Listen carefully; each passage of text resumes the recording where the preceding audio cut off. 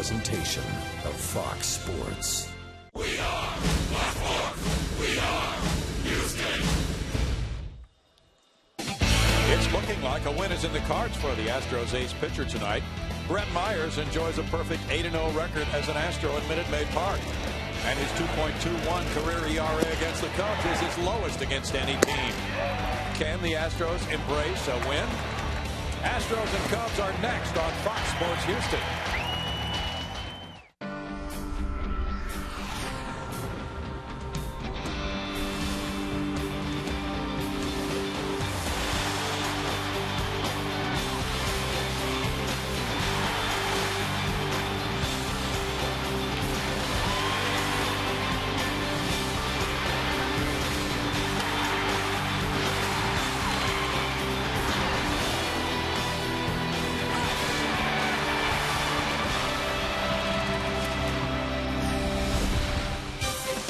Live from Minute Maid Park in Houston, Texas, Fox Sports Houston brings you Houston Astros baseball. Tonight it's Game 2 of this three-game series, matching the Astros with the Chicago Cubs. Good evening, everybody. Bill Brown and Jim DeShays. Another gorgeous night for baseball. Last night, on a similar night, the Cubs won at 5-4 in a very entertaining ball game, JD. Yeah, pitching matchup favors the Astros tonight. James Russell making his first major league start for the Cubs.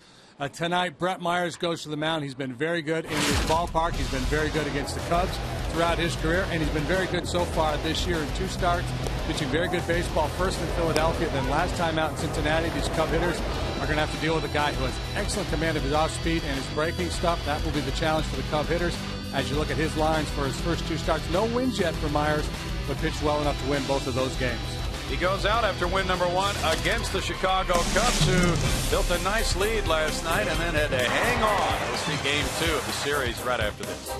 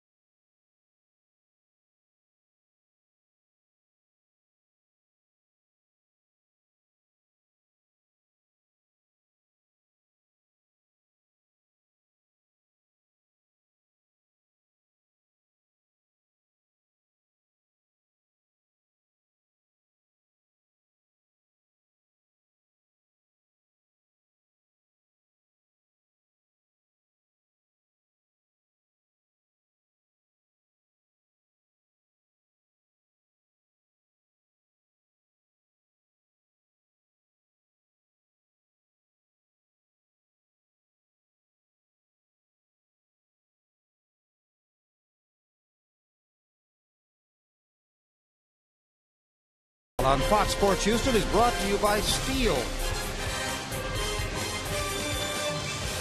Well, let's try that again. Astros Baseball is brought to you by the Progressive Insurance Agency.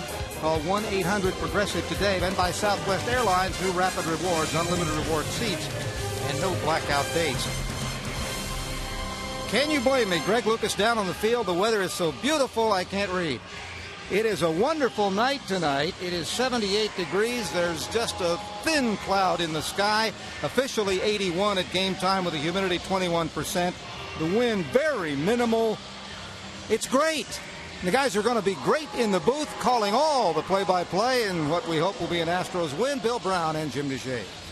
Thank you, Greg Lucas. And not in uniform tonight, manager Brad Mills serving a one-game suspension. Xfinity shows you the starting lineup for the Chicago Cubs, managed by Mike Quade.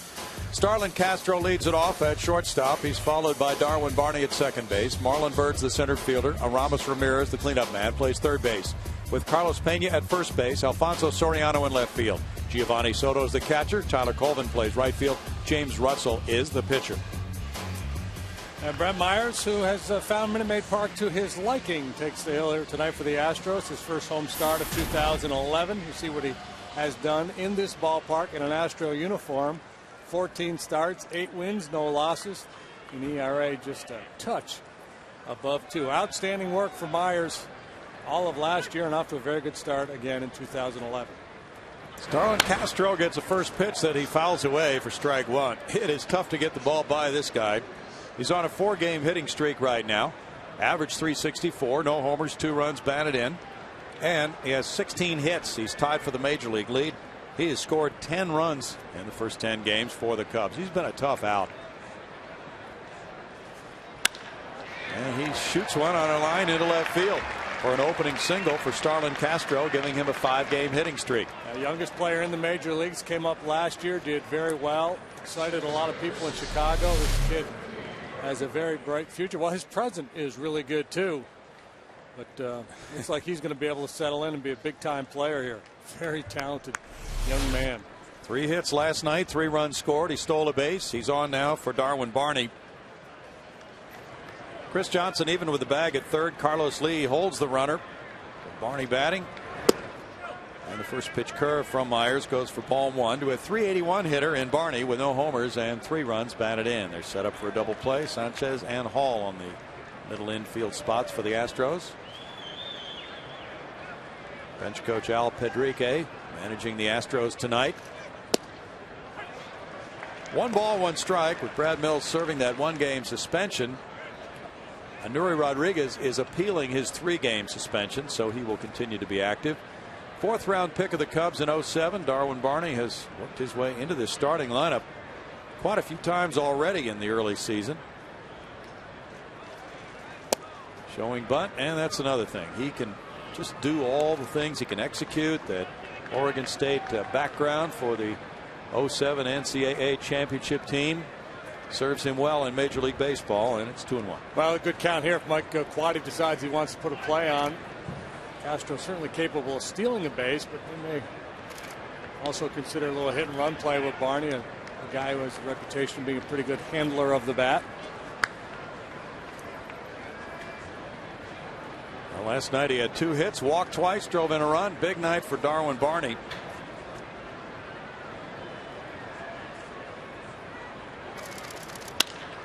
Ground ball. Chris Johnson stretches, goes to second. Bill Hall couldn't get a lot on the throw, and it's safe at first. Castro is forced from 5 to 4. Now let's take a look at the Astros defensively. Jason Michaels gets his first start. He's out in left tonight as Carlos Lee moves into first base. Brent Wallace gets the night off, at least for the time being. Johnson, Sanchez, Hall round out the infield picture. Quintero is behind the plate for Brett Myers. That's the game plan. Have Q catch Myers. They teamed up well last year. Marlon Byrd on an 8-game hitting streak at 349 has driven in 4. All 1 wide, dropped by Quintero. He keeps an eye on the runner there. Castro at first. Byrd with those very good figures you saw, the 349 average, boosted that a little bit last night with 2 hits and 2 runs batted in. Marlins hit .412 during his 8-game hitting streak.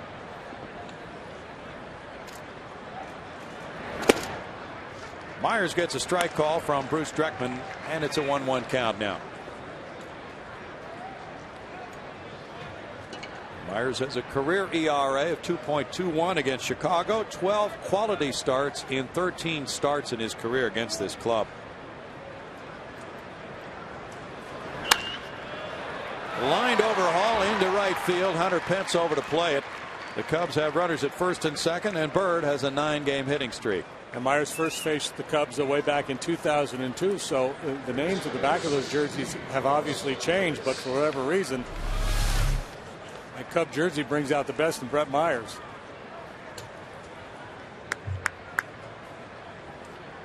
Man, you look at his line scores in the last 2 or 3 years against them. It's just spectacular. It is. Aramis Ramirez with a turn towards second from Myers is waiting for the first pitch. He was 0 for 4 with a walk last night. Myers, last year as an Astro, started 4 times against the Cubs. Very solid in all. This fly ball heads for center, backs up Michael Bourne, turning and going back further. Now with a catch. Runners will have to hold on a long out, number 2. Perhaps part of the explanation of Myers' success against the Cubs, his ability to hold Ramirez down. Ramirez hitting just .216 off Brett prior to that swing of the bat. And that's with a lot of looks. 8 out of 38 now for Ramirez against Myers. Carlos Pena was 0 for 2, drawing a pair of walks last night. Pena, 32 years old, born in the Dominican, but he went to college at Northeastern University in Boston.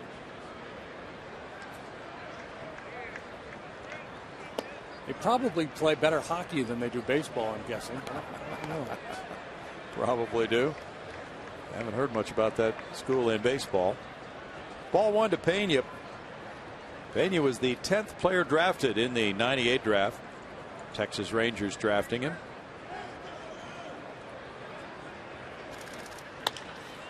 Fly ball up the right field line. Looks like it'll be foul in the corner. Hunter Pence over, and it is a foul ball. A foul, but scary. Yeah. He got in on him, but Pena's strong and right down the line. And a lot of times in the ballpark, the way the wind pushes out to left, that ball might stay fair. But at least according to what Old Glory's saying out there, it's not the typical night game breeze here. A little calmer than it has been. Yeah, that front moved through Monday morning and changed the wind pattern some. Mostly blowing straight down. Big cut of the curve. Now, speaking of down, here's a question for you. On Brett Myers, that's a good curveball, and Brett uses that pitch quite often effectively. He's being compared now by some to Curt Schilling when Curt acquired that polish with the Phillies. Do you see a basis for comparison there? Not really. Okay.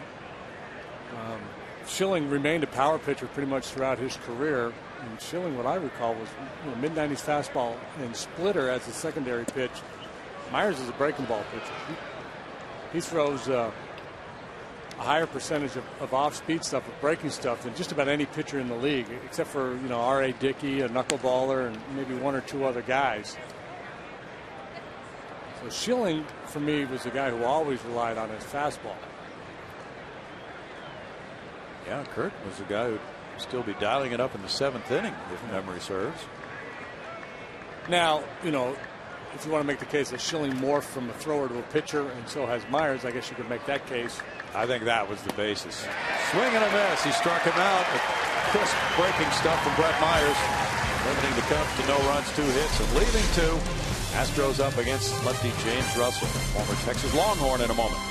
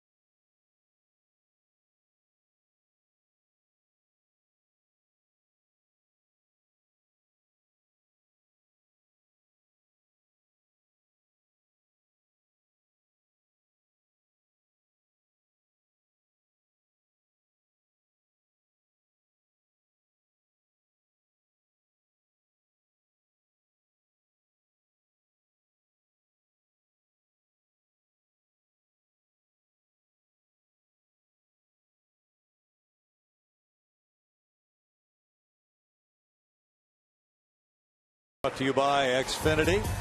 And we see the Astros managed tonight, as we mentioned, by the bench coach Al Pedrique, with Michael Bourne in center. Angel Sanchez, who hit his first major league homer last night, at short. Hunter Pence in right. Carlos Lee at first base tonight. Jason Michaels in left field, getting his first start. Bill Hall at second. Chris Johnson at third. Humberto Quintero starting for the third straight time at catcher. And Brett Myers is the pitcher. First major league start for James Russell. Worked out of the Cubs bullpen last year and a couple times this year already. 14th round pick out of UT in 07. Solid career up in Austin. And his dad, Jeff Russell, big leaguer, pretty darn good pitcher himself for about 10 years.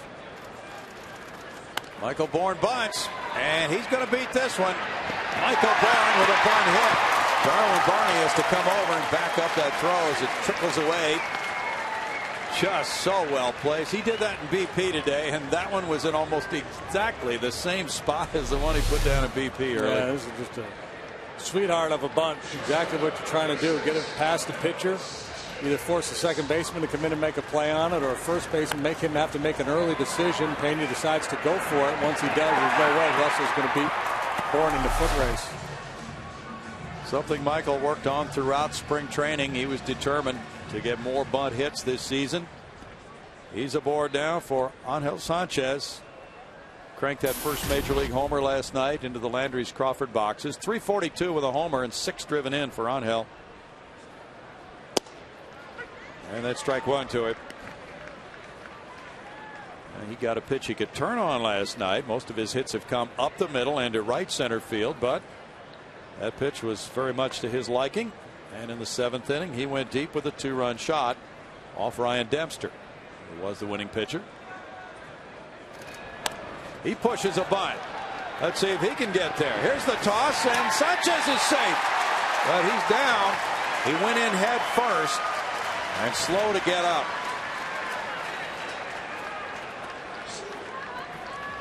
Head athletic trainer Nate Lucero and tonight's skipper Al Pedrique out as the Astros get back-to-back bunt singles to open their first.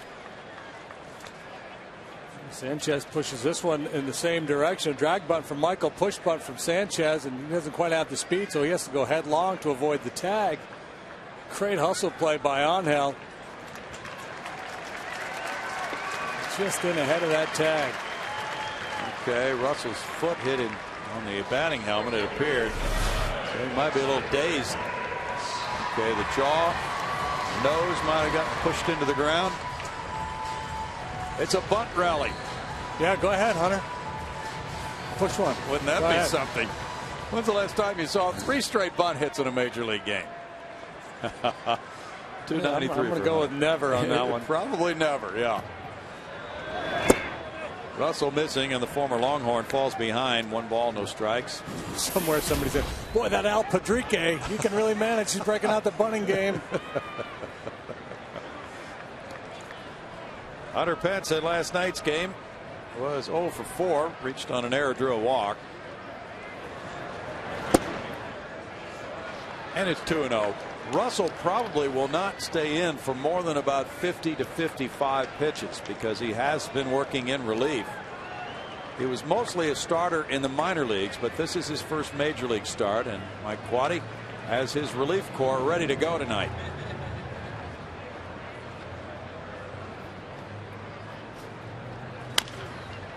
Pence hits one foul. Russell did work as a starter in the minor leagues, part of his career. As he worked his way up through the system, he's got a real good changeup. With the 4 basic pitches, so he profiles as a starting pitcher to rely on just 1 or 2 pitches.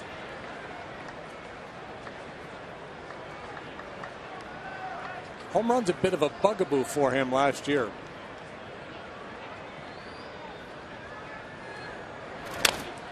Little tap goes foul. 2 balls, 2 strikes. Yeah, he gave up 11 in 49 innings last year. The drag bunt, the push bunt, the swinging bunt.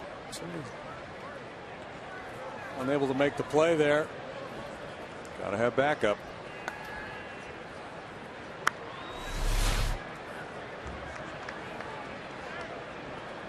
Russell's worked only 2 innings in his first 2 relief appearances, but he's already 1-0.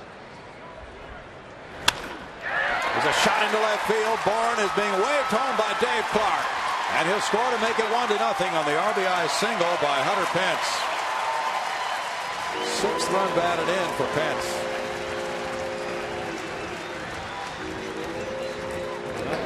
Cubs got the jump on the Astros last night.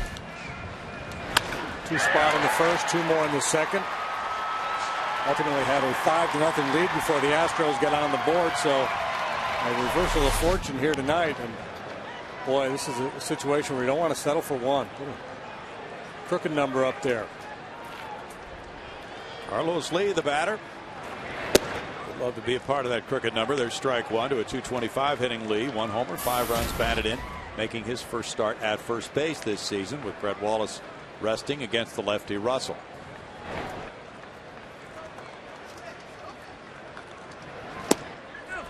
Breaking pitch misses, and it's a 1-ball, 1-strike count. Russell, a 14th round pick in '07, was born in Cincinnati. Went to Navarro Junior College and the University of Texas. Listed at 6'4". It's like somebody turned the wind on. We had that shot last half of the Flags just hanging limply out there. Now we've got our typical breeze pushing out to left field. There it is. It just came in. Who knew there was a switch for the wind? No idea.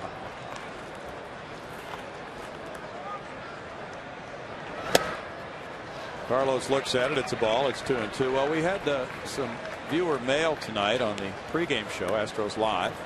We enjoy answering those questions. One of the questions was about teams tailoring their home conditions to get an advantage.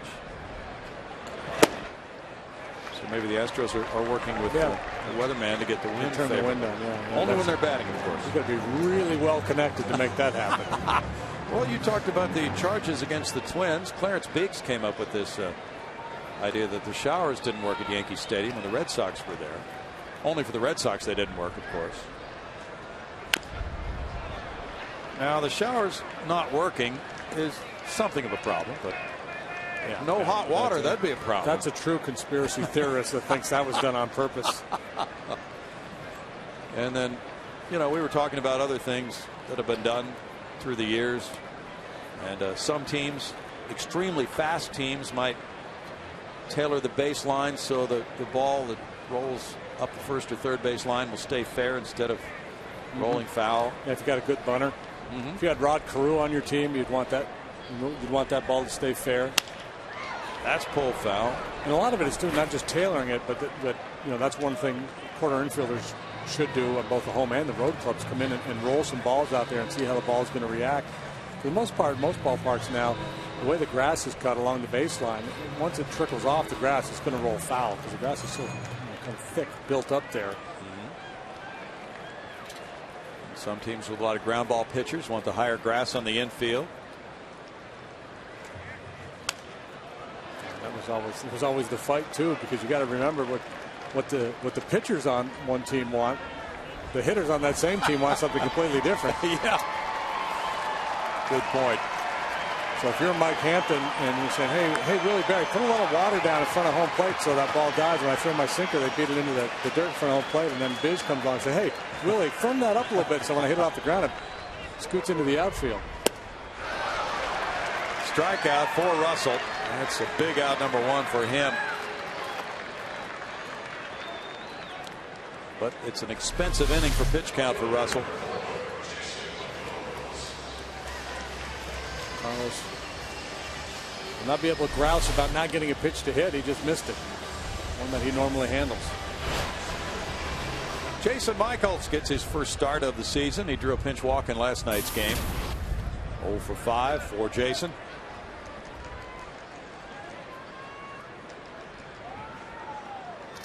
Jason had a big spring, hitting .373 with 8 doubles, 2 homers, and 8 runs batted in.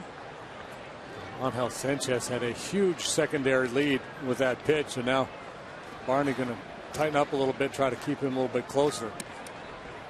Keep an eye on him. If he gets that big secondary lead again, Soto might take a shot at him. It's 2-0 to J. Mike. Of course, when the Astros came to spring training, Carlos Lee was prepared to work some at first base in case he was going to be mostly a first baseman this year. But Brett Wallace had a fine spring, won the job.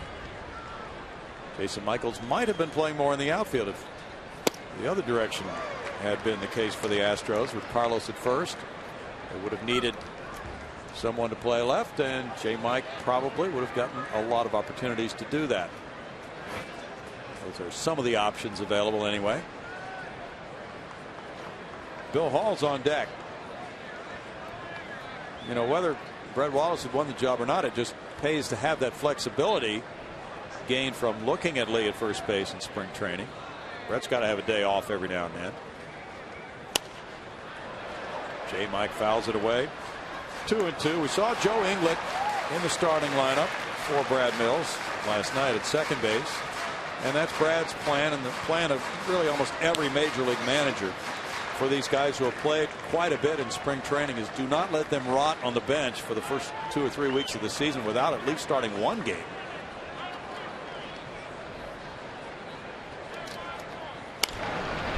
Soft pop to shallow left.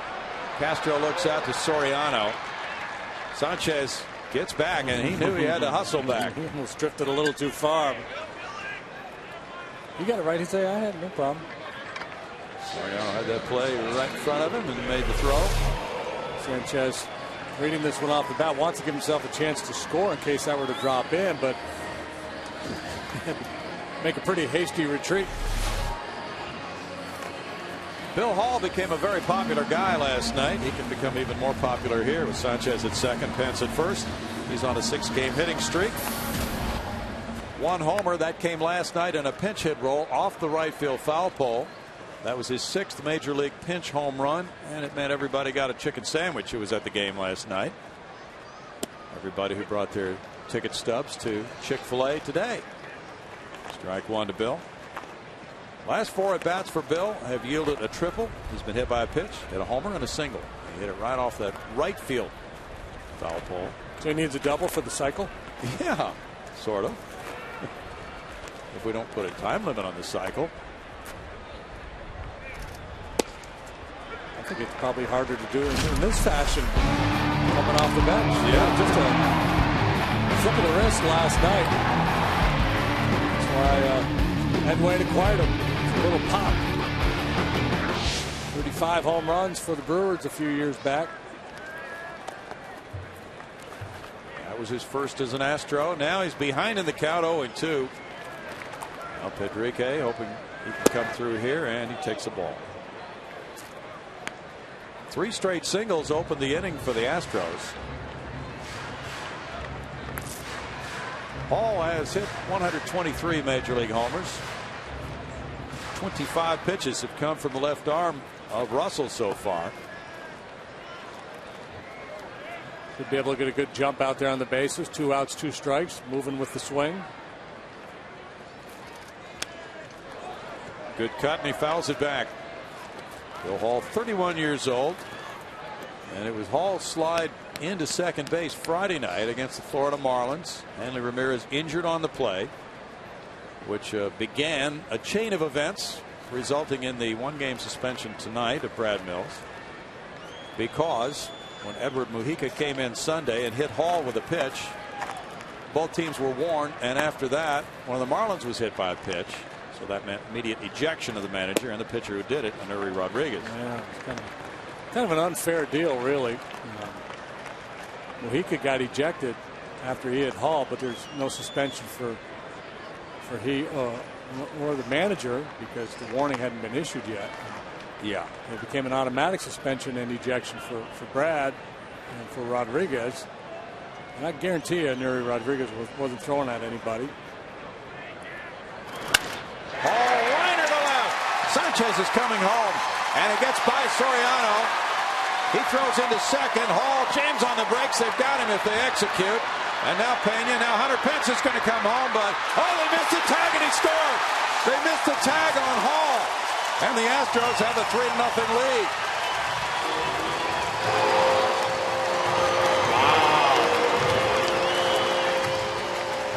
First, Soriano muffs the ball in the outfield. Then they blow the rundown play. Mike Quaddy wants to come out and have a talk. with Rob Drake about this one. Just missed it. Just missed it. A lot of just misses going on.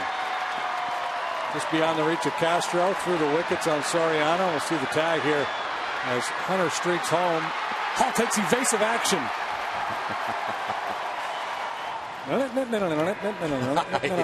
Crank up the yakety sax for this one. Barney to Pena, back to Barney. Now Hall sachets out of the way.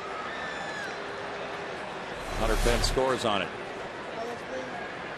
It's interesting because there was a play similar to this in Cincinnati a few days ago when the Astros were on the road trip, and Michael Bourne had stopped at third, and there was a rundown for out number 3 in a similar fashion between first and second, and Michael stayed at third. This time Hunter Pence, when he saw that rundown, took off for home and wound up scoring. And that's the play. That was a conversation that was had after that ball game. Ted told Michael, with 2 outs, you got to force them to make a play on you at home. Chris Johnson looks at strike one. Had the tag been applied, the run would not have counted because that tag was attempted prior to Hunter getting to home plate. Yes. So Brett Myers has a lead. And it's 3-0 as strike 2 comes by Johnson. Saul takes the big turn, and then after the blowout, the rundown's on. He's looking to make sure Hunter's going to try to score. Error on Soriano. To give an error on the missed tag as well. Yes. Yeah. E7, E4. Yeah. The E7 on Soriano gets Pence to third base. The E4 gets Hall to second base. And that would be Pence scoring also on that E. This fly ball heads for right. Hit pretty deep. Colvin backing for the catch. And the Astros put together an inning starting with back-to-back bunts by Bourne and Sanchez. Pence with an RBI single. Hall with an RBI single. 2 errors and a 3-run inning.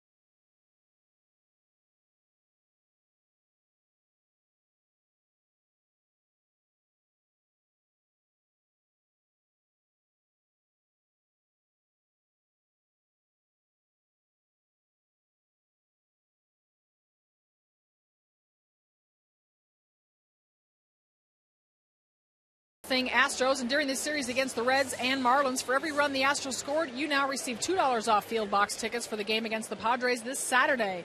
The Astros reached the maximum runs, and tickets are now just $11. Visit astros.com/runs for tickets while supplies last. Bill? Thanks, Patty. 3-0 Astros. Now Brett Myers versus Alfonso Soriano. And the fastball is up for ball 1. Soriano has 3 homers. He's driven in 7 runs with a .278 batting average. It's a crazy first inning for the Astros. 1 ball, 1 strike. Back-to-back bunt singles, then back-to-back errors by the Cubs. Little things mean a lot.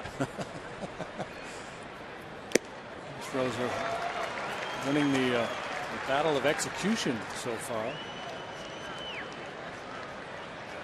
It's like the old John McKay line when he was coaching Tampa Bay. And the Bucks had lost about 21 straight games. What do you say? Good curveball for a strikeout. Strikeout number 2. Well, we'll get to that in a minute. First of all, let's see the tag or attempted tag on Bill Hall. Yeah, we're going to show it to you in Fox mode. Really break it down. And with that look, it looks like he brushed him. Looks like got just a little bit of the jersey. Astros may have got a break there, but no real argument from Barney. That's surprising. No. Rob Drake made the call. Strike 1 on Giovanni Soto. Love the Drake. Last night you said you hated the Drake. That's the way it goes with the Drake. Soto 0 for 4 in last night's game. Gets a curveball 0-2. Well, anyway, when the Tampa Bay Buccaneers had that terrible losing streak, and there was a post-game press conference as usual with John McKay, and somebody said, what do you think of the execution of your team? He said, I think I'm in favor of it. Strikeout number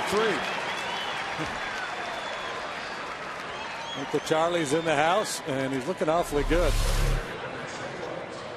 Strikeout pitch for Myers is that curveball. Well, you're right about the curveballs for Myers. It's an awfully big pitch for him. He throws it reliably. Tyler Colvin with a homer, 5 runs batted in, has a 115 batting average. Kosuke Fukudome is sitting out with a left hamstring problem.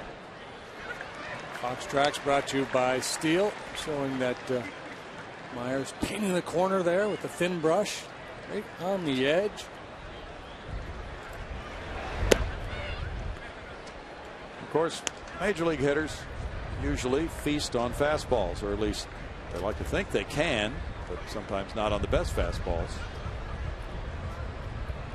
But Myers gives them a steady diet of breaking stuff.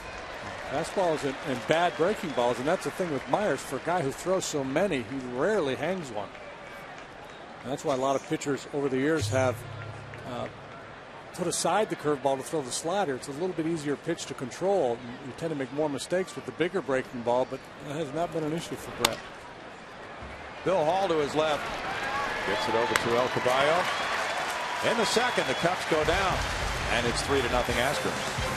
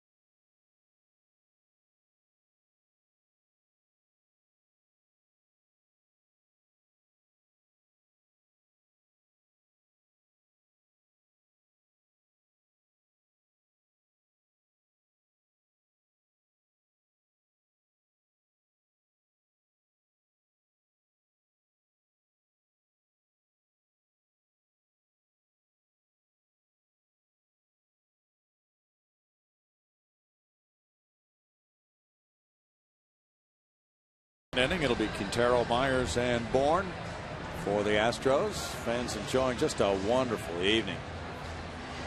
A nice breeze coming through the stadium. Ideal temperature, low humidity. Good night for eating. Every night's a good night for eating. This is a good night for eating a lot. It's not so hot where you get uncomfortable. Norman number has to be a 10. Oh.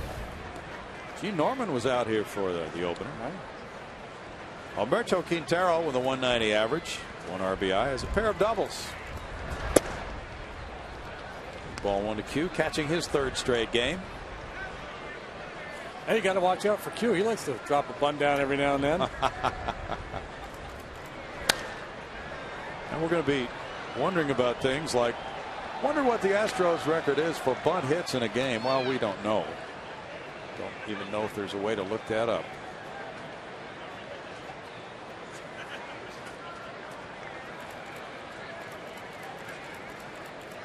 You got Duff going to the media guy, Duff. You're going to put him through it anyway. That's right. 1 and 2. Baseball funny that way. There are records for so many different things that seem to be pretty trivial, but somebody keeps them. Myers is on deck.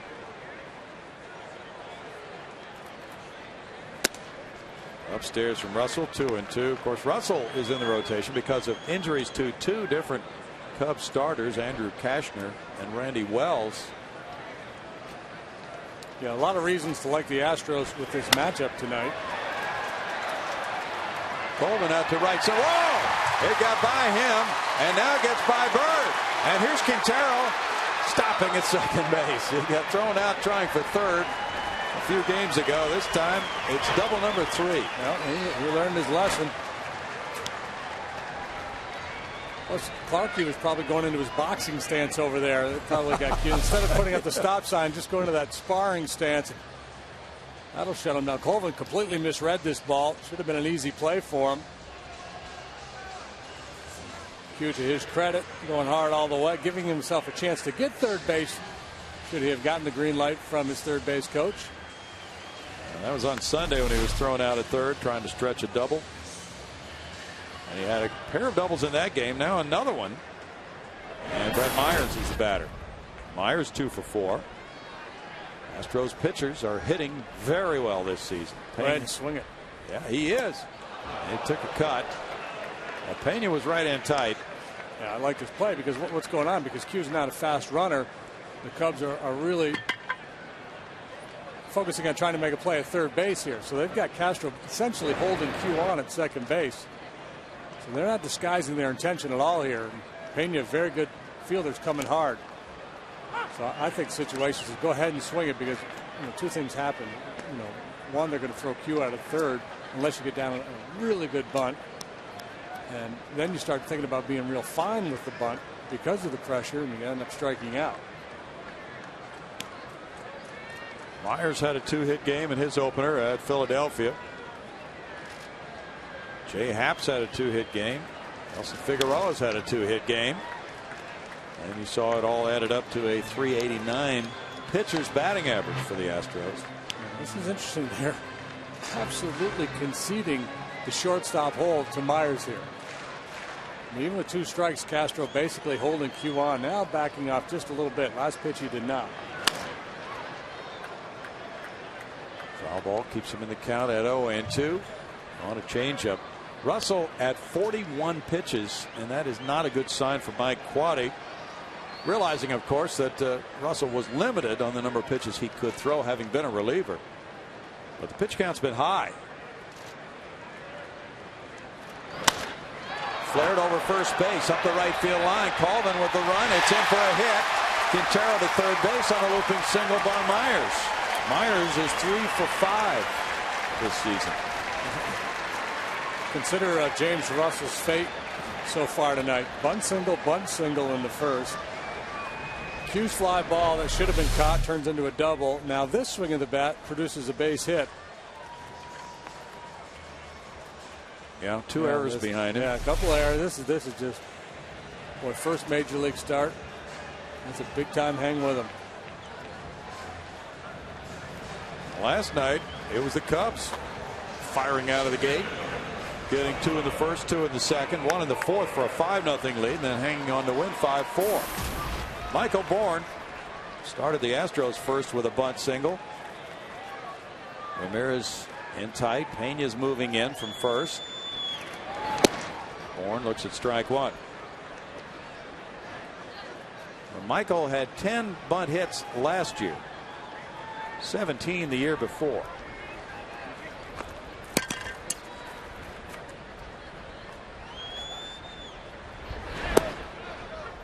A strike call makes it 0-2. Didn't have to be. The Astros have been outscored by their opponents in the first 3 innings of their games by 15 runs so far this season. Reversing that trend tonight so far.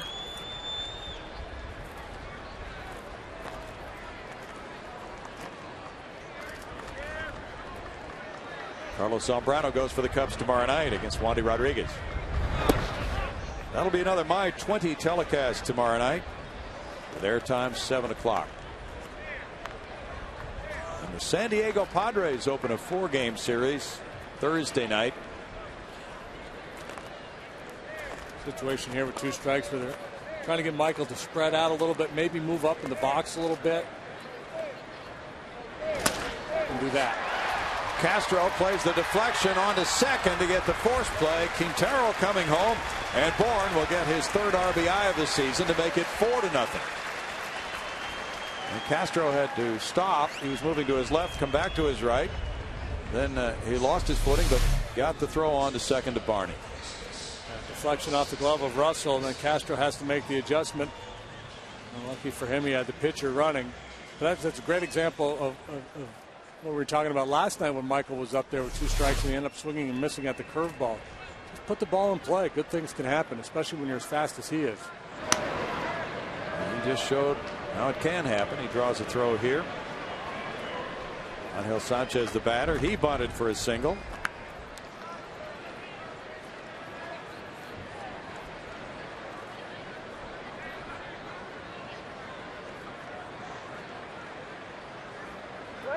Well, we have the guys in Castro and Sanchez in the starting lineup for the Cubs and Astros tonight, who are ranked 4th and 5th in batting average by National League shortstops in the early days of this season.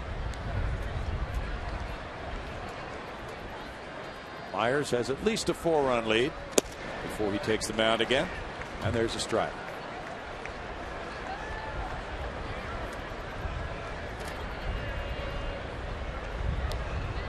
These 2 teams, as you know, play each other often 15 times this year.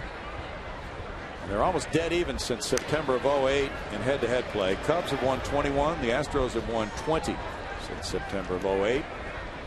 Jeff Samardzija is warming up in the bullpen.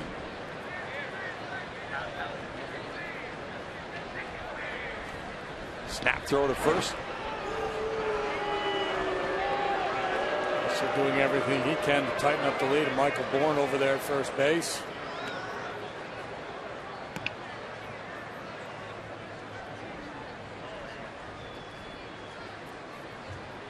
Six hits for the Astros.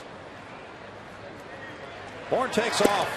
There's a throw. Big jump. They had no chance. Soto really had no opportunity to get him whatsoever, and Bourne is 3 for 3 this season in steals. See the jump there, going on first move, and Russell was coming home. No chance whatsoever for Mr. Soto. Now 1-1. Bourne stealing into scoring position. He takes off for third. Big jump here, and the throw is high. Back-to-back steals for Michael Bourne. That's fun to watch, and that's the whole key. Put the ball in play, get on base, and use your wheels. One look from Russell, no look back, and Michael was off to the races. Great read on both of those stolen bases. Now the Cub infield has to come in. Sanchez loops one foul on the 50th pitch by Russell already. Well, Mike Quaddy's on the horns of a dilemma here. And that may affect tomorrow night's game. 50 pitches, 36 of them strikes for Russell. Popped up. Barney backpedaling.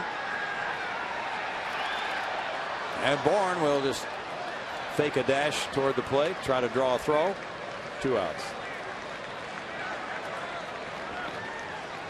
As part of our Fox Sports Supports charitable initiative, we are proud to wear these pins during our 2011 MLB on Fox Sports Houston season to support Stand Up to Cancer and their work to fund groundbreaking research that helps accelerate treatment to patients. For more information, please visit standuptocancer.org/Fox Sports. That's standuptocancer.org/Fox Sports. Hunter Pence with an RBI single tonight. Takes strike 1.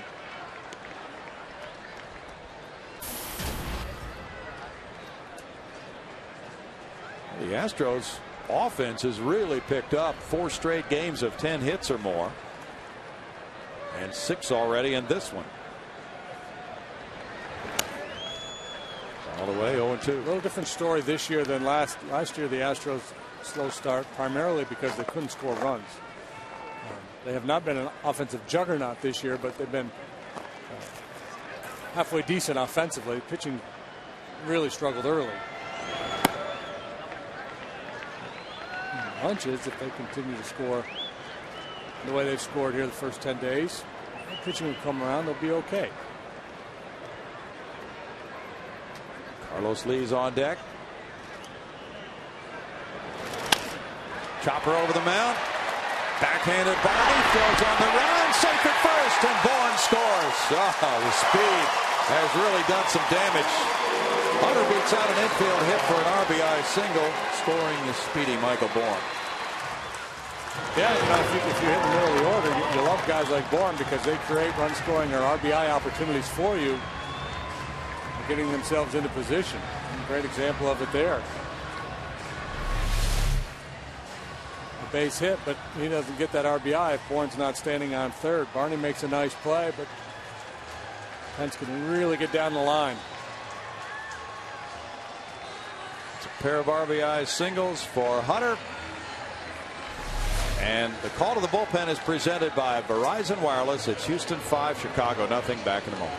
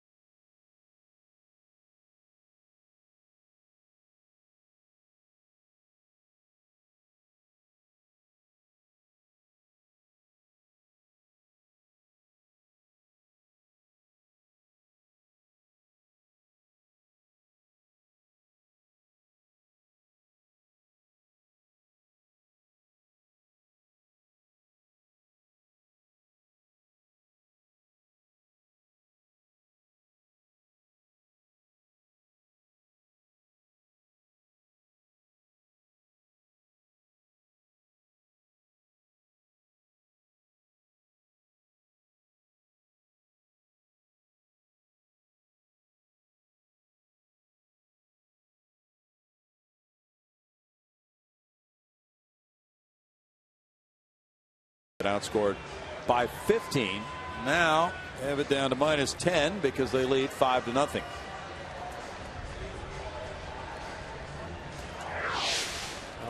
A lot of low numbers on that board.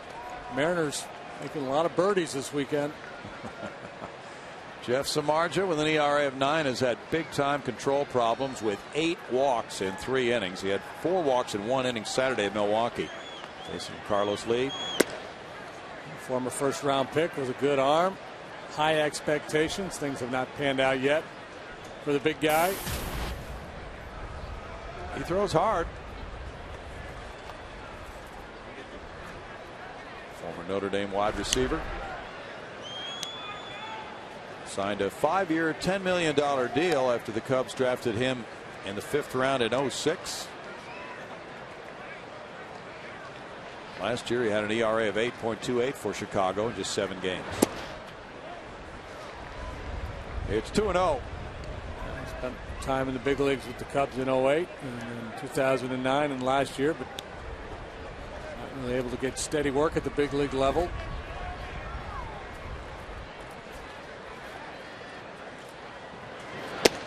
Well, one would think that his goal as he goes to 3-0 on Carlos Lee would be to put the ball for Giovanni Soto where Brady Quinn put it for him. Just some great spots to catch. Beautiful night out there. There you go. There's one up. 3-1. Samardzija spent a month in the Mexican League last fall working on a breaking pitch. Russell threw 55 pitches. Rocked to center field. And caught by Bird. The Astros come up with 2 runs in the 2nd inning. Again, they're hustling. They're running the bases. And the speedy guys are making the Cubs pay. Quintero gets to second base with a double.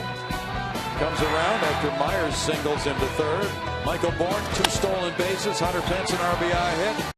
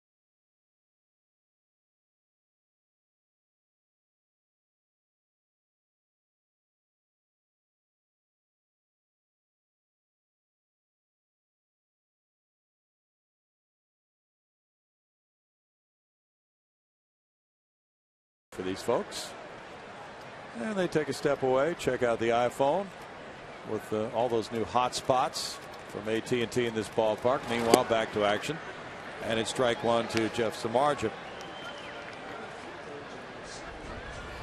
1 major league homer, a .200 average, and 2 runs batted in for Samardzija.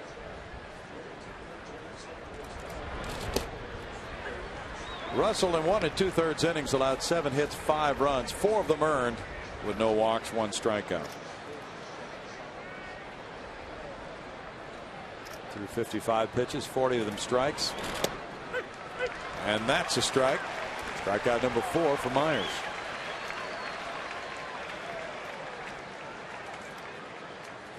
Well, the Astros have used their speed to generate some early run support for Brett Myers here against the Chicago Cubs. The Cubs won it last night with early runs, 5-4.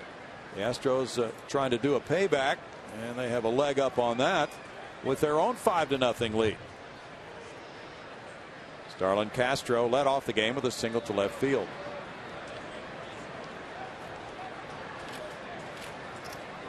Cubs leadoff hitters are hitting .488 this year. So ball 1. They are 6th in the league in runs scored coming into this game tonight, averaging 4.3 runs per game.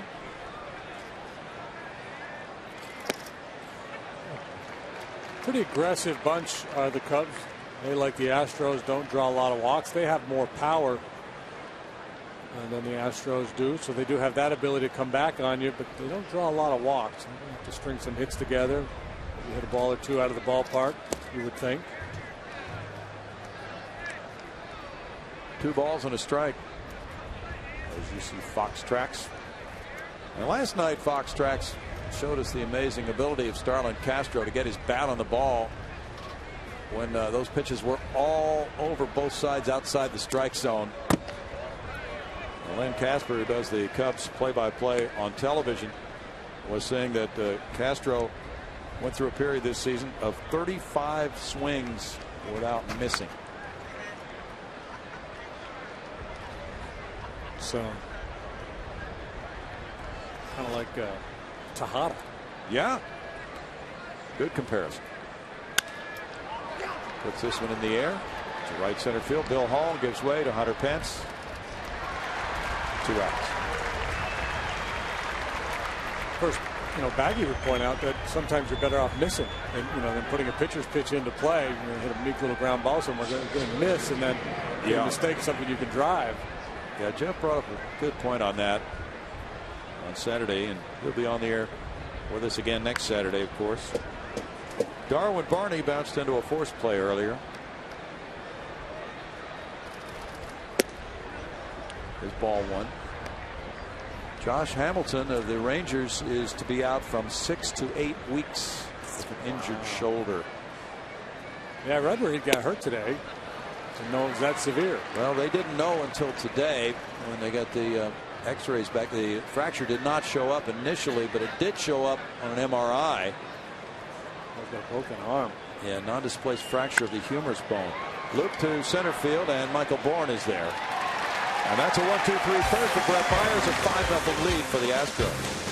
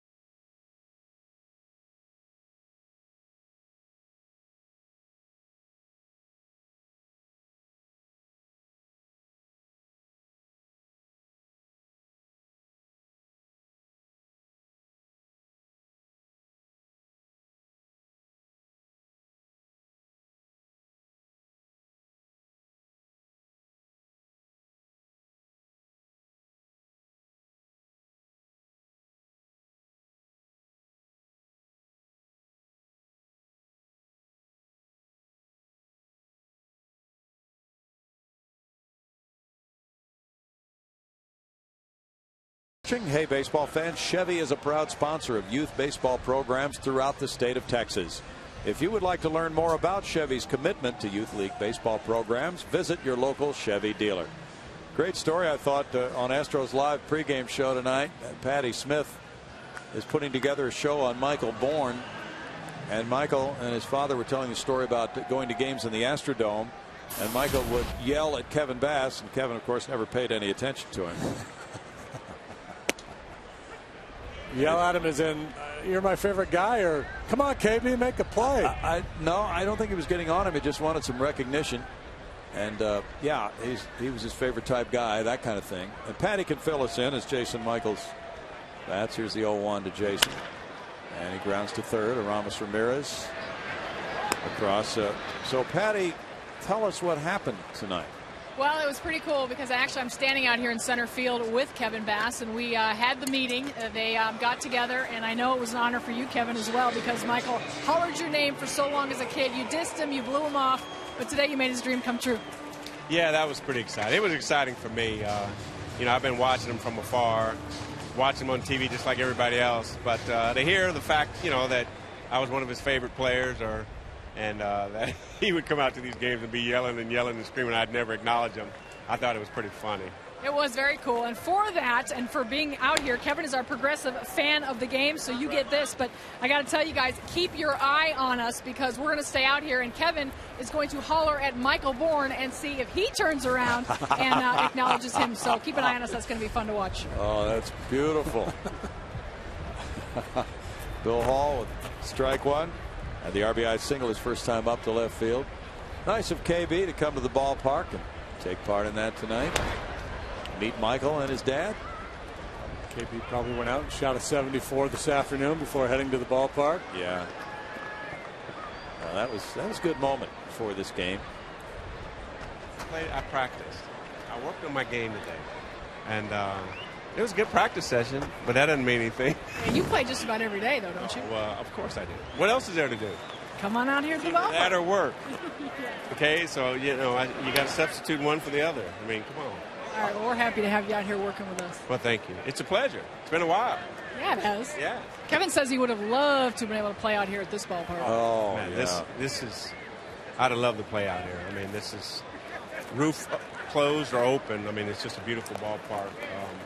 I think just the whole setting, the atmosphere, it's real baseball. I mean, it's true baseball. Not to say the Dome wasn't, but you see the short Crawford boxes over here, this cavernous little center field area right here. I mean, the beautiful green grass. What more could you ask for? Yeah, and then don't let him kid you guys. Then the next breath, he went on to tell me he doesn't like to play in any wind. He liked the Astrodome where it was all controlled conditions. That's so true. You're fickle. That is true. No, I'm fair weather. He's at least honest. Well, it's fair weather tonight. He picked a great night to come out. The pitch was up to Bill Hall, sailed back to the backstop. And now Samardzija gets a strikeout. But Kevin Bass was the type of hitter, and of course the Astrodome was suitable to his talents. Patty shot some balls in the gaps for doubles and triples, and he would have that opportunity here. Yeah, they're talking, Kevin, about you, how suitable the Dome was for you, but with all those gaps and everything, you could probably make some headway here as well. I could. The Crawford boxes, of course, is the big deal. I mean, that's a short porch out there. But, as a ex-player, you kind of figure things out how pitchers are going to want to pitch you. When they came to the Dome, they came right at you because they knew that, hey, here it is, hit it. If you can hit it out, tip your cap, more power to you. But in a situation like this, a close left field, as a left-handed hitter, chances are they probably maybe throw you a little bit in harder, more so. Kind of gives you an idea of where they're going to pitch you and how they're going to pitch you. So I think for me, that would have really helped me out to hit here. And it gives you a chance to figure out what they're trying to do to you as a player. Right-handed KB would have been taking a shot at those Crawford boxes. Oh, yeah. Makes sense. He'd have been turning. Sounds good. Yeah, and then, of course, on the other side, defensively, you got to cover all those nooks and crannies. Yeah, defensively, but you got to remember, I was out in that corner over there, so I let that fast guy, Gerald Young and Billy Hatcher, those guys like that cover all this. And particularly, playing left field is so easy, short porch. All right, keep your eye on us, guys. All right, Patty. Strikeout for Samardzija. He fanned Hall and then Johnson, and it's still 5-0 Houston.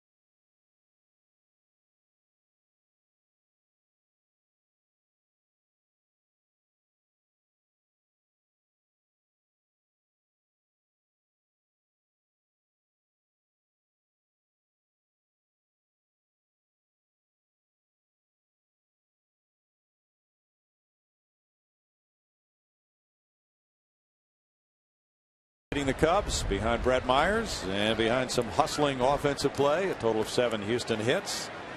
We go to the 4th inning, and it's Bird, Ramirez, and Pena to bat for Chicago. Marlon Byrd single to right in the first. This one goes to right center.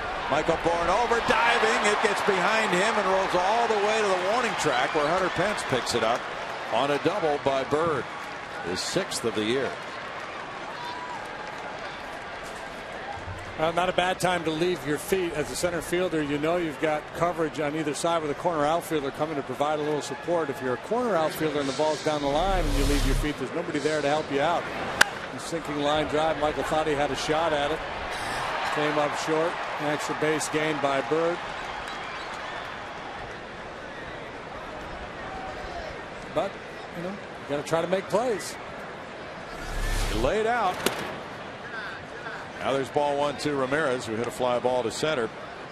And that was a big early out for Myers because he had 2 men on at the time. And that was out number 2 as he hit the ball to center and went down on 1 pitch for Brett. This one in the air to right center.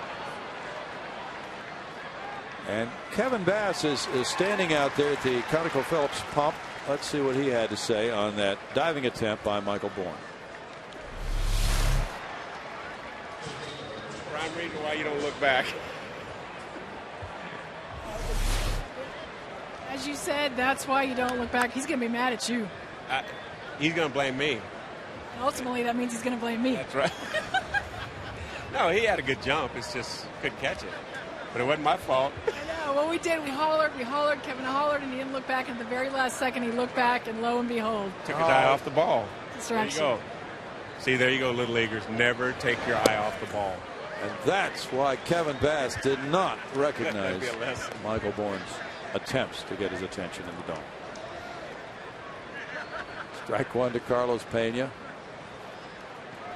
Yeah, it's a good idea to keep your eye on the baseball when it's being pitched and you're playing center field.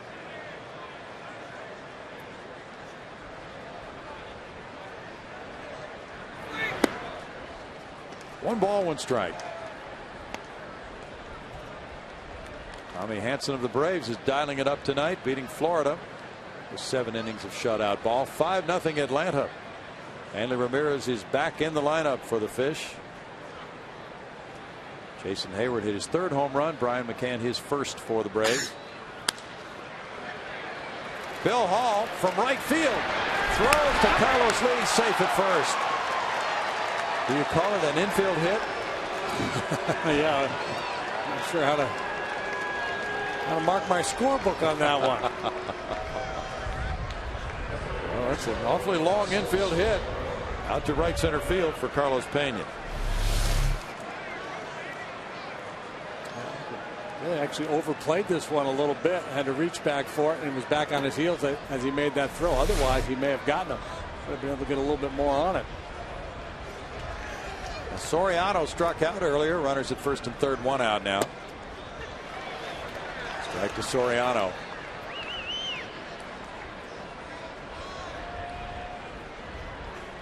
Cubs are 5-5. They're in a 3-way tie in the NL Central for 2nd place with Milwaukee and Pittsburgh right now. 1 ball, 1 strike. Cincinnati Reds setting the early pace. The Cardinals got 2 homers from Lance Berkman last night in Arizona, both opposite field shots, batting left-handed.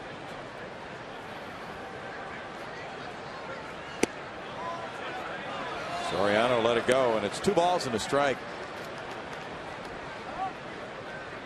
Tampa Bay 3, Boston 2 in the bottom of the 6th at Fenway. Darnell McDonald connected for his 1st home run for the Red Sox.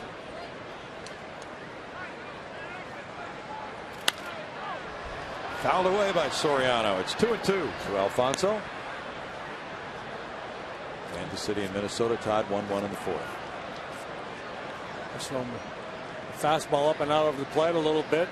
Soriano just a little bit behind it, but that's a pitch you got to be careful with. Numbers have been down in recent years, but he still has serious pop in that bat. 3-2 now. A note on Brad Arnsberg, the pitching coach, who's become so close with Brett Myers from Sports Illustrated's baseball preview issue, that Arnsberg had such good success with A.J. Burnett, Brad Penny in Florida, Roy Halladay in Toronto. Popped up foul. Carlos Lee comes over. Quintero is there, but Carlos up against the rail takes care of out number 2. And according to the Sports Illustrated line, Arnsberg has no life because his attention to video is unlike anything I've ever seen. That's Myers' line on Brad? No, that's the writers. The writers line. Yeah, he does.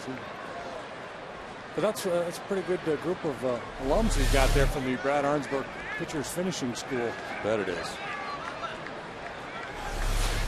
2 down, and it's Giovanni Soto now. Looking at ball 1 from Myers.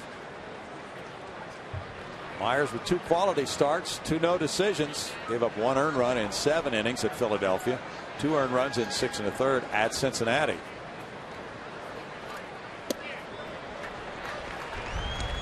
One ball and 1 strike.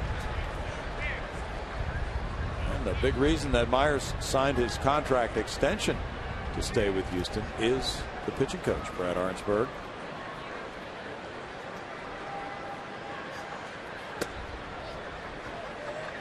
Two and 1.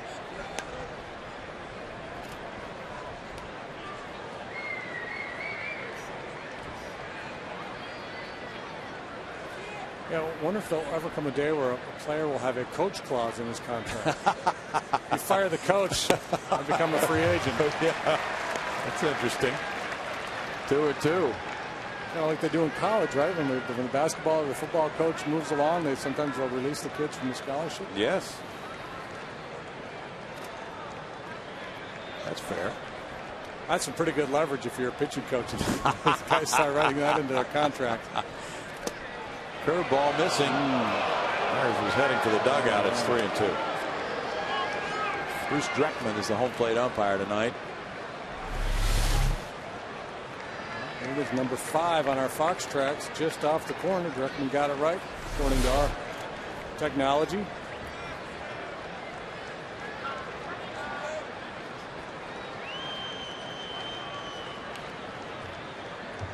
Middle away and down has been the pattern. Little roller goes to third. To Hopper. Chris Johnson with the throw. Kevin Bass was trying to get the attention of Michael Bourne, and then Marlon Byrd doubled. But Hey, Byrd... Michael! I'm here! Hey, Michael Bourne! Hey, Michael, it's Kevin Bass! Byrd was Michael stranded at Bourne, third, and it's 5-0 Houston.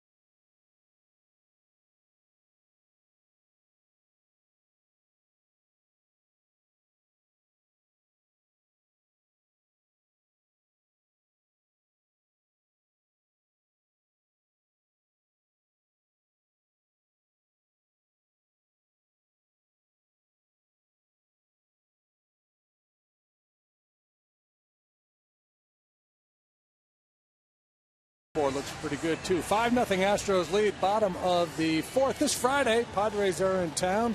7:05 game. It's Jackie Robinson night. First 10,000 fans will receive a Jackie Robinson t-shirt presented by Chevrolet. All players, coaches will wear Jackie's number 42. And you can visit Astros.com/Jackie for a special ticket offer. San Diego here for that game. Humberto Quintero led off the second inning with a double. Came around to score. There's ball one from Jeff Samardzija. Samardzija has retired 4 in a row. He entered the game in the second inning with Hunter Pence at first and retired Carlos Lee. The appeal went to first. Check swing called by Paul Emmel. 2 balls, no strikes. It's the Nationals 6, the Phillies 1. They played 7 at Washington in their first meeting of the season. Ryan Howard hit his 3rd home run. Jason Worth, the former Philly, number 2, as he comes back to haunt. 2 balls and a strike. The Phillies pitchers have not given up a first inning run yet this season, and that held true again tonight. But the Nationals have pitched well. They have allowed 3 runs or less in 6 of their 9 games. That's tied for the fewest by any team in baseball. And that'd be a little feather in their cap if they could knock off the Phillies. 2-2 for Jeff Samardzija from Merrillville, Indiana. Who's doing all that good pitching for the Nationals? Let's see. Levon? Yeah, Levon's done some. Levon tonight. Pitched very well. We're going to have to check on that. They don't have Strasburg. Craig Stammen might have made a start or 2 for them. The crafty lefty, John Lannon. Oh yeah, John Lannon. Yeah. That's the first walk of the ball game for the Cubs. And we go to Greg Lucas. Well, it is time now for our AT&T Trivia Challenge. And our question today, in this long, illustrious Major League Baseball history, only 4 players have hit 500 or more home runs and had 3,000 hits. Who are they? That's the question. 3,000 hits and 500 homers. 4 guys. Only 4 in all of baseball history. Brett Myers fouls it back off the screen. Strike 1. Boy, isn't that a combination? Did Henry Aaron get to 3,000 hits? Well, I was trying to think about that. You have 1. Okay.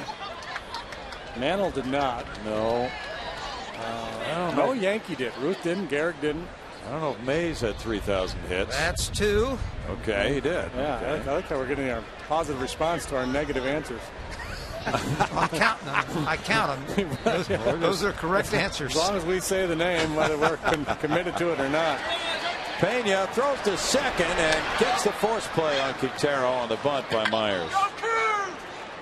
Ted Williams, did he get 3,000 hits? No, I think in the last 2, you've got to think more recently with the bigger schedule. Okay. 3,000. How about Eddie Murray? That is 3. Ooh. Nice, JD. Eddie Murray. Pena with a good, accurate throw to Castro there for the 3-6 force play. Now Michael Bourne, who scored 2 runs tonight, has a hit, an RBI, 2 steals. I'll give you a clue on the last one. He probably won't make the Hall of Fame.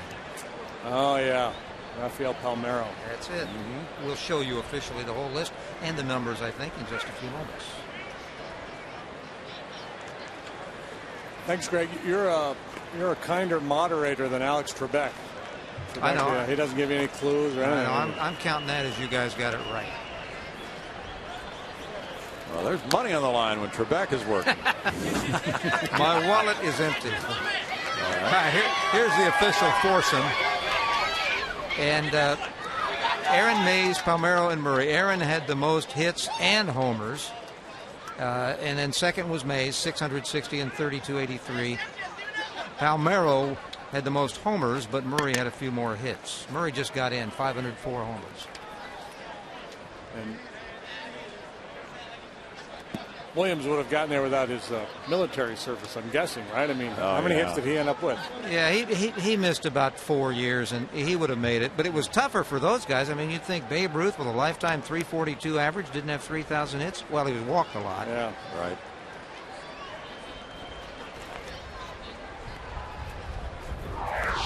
It's going to be interesting to see how history treats some of these guys. As you pointed out, during the steroid era, a lot of people are concerned about the Manny Ramirez situation and what that means to baseball. I think about it the other way, Greg. I think, no, this is proof that testing is working. I think the real judgment is going to be 20 years from now if standards change and someone says, hey, look at these numbers. Exactly. Or some entrepreneur opens a second Hall of Fame for people who can't get in the first one. And I guess probably the most difficult thing to do would be try to project a player's career without any help. True. Line, left field line, poke toward the corner, slicing, and a fair ball into the corner. Here comes Myers to third, and right on his heels into second, Michael Bourne on a double for Bourne. That's 6 doubles already for Michael. JB's probably really excited now. Michael, good at bats all night tonight. 3 times up, 3 solid at bats. Again here, quiet lower body, using the hands, making sure he puts the ball in play. Good things will happen for Michael. Cut down on the swings and misses. Well, that was a good super slow-mo look at that swing. Taking the ball to the opposite field. He's the league leader in doubles. And now the infielders move in with Sanchez the batter. They're in halfway. Angel 1 for 2, a bunt single his first time up. And fouls that one away, strike 1. Ted Williams finished his career with 2,654 hits. So, yeah, without the service time, he would have gotten there. Can actually make a case without the service time that he may have gotten to 714 and 715 and past Ruth. Now the Barry Bonds trial went through its 3rd day today, as you know, of jury deliberations anyway. 1-1. Your point earlier applies to Bonds. Many people think, well, he would have been a Hall of Famer with the path that he was on prior to what's been documented. Yeah, there's no way of knowing exactly when a guy started, but you know, you get a sense if you look at the numbers. Line shot right center field. That'll score Myers and Bourne. A 2-run single for Sanchez, who's lighting it up here in April. And a 7-0 Houston lead. 2 hits tonight for Angel. He's driven in 8 runs this year. It's kind of like a couple of days ago when the top of the order really lit it up. And it's been the case tonight as well. Bourne, Sanchez, Pence all having big nights. Angel, the club leader in runs batted in. Out of the number 2 spot in the order. He is really cashing in on this playing time as he did last year. Mark Riggins, the pitching coach, out. Cubs are really strapped because they had to use the reliever, or they chose to use the reliever, James Russell, to start this game, and he went 1 2/3 innings.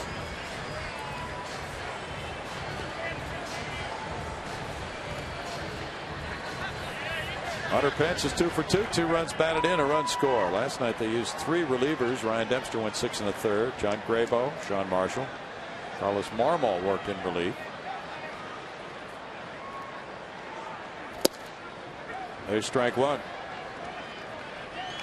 You know, with their situation, Randy Wells served them well last season. He's on the disabled list. Andrew Kashner's on the DL. So they've lost 2 of their 5 starting pitchers right at the same time. I'll be wishing right about now that they'd called the starter up from AAA. Yeah, I was wondering about that. Whether they would think about doing that the next time through the rotation.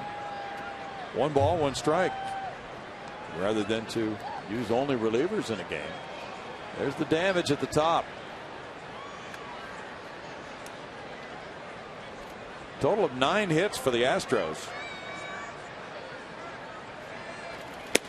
Yeah, Hunter Pence was sort of going through displaying how to hit to the opposite field last night, and he gave it that motion with the back of his hand. And that's kind of what it looked like with Michael Bourne hitting it down the left field line. Just kind of push the back of your hand out away from your body. We'll just talk about staying through the ball. Contrary to that swing right there. See that one he pulled off. You can see that front shoulder fly open. It'd be like a backhand in tennis. That kind of a stroke.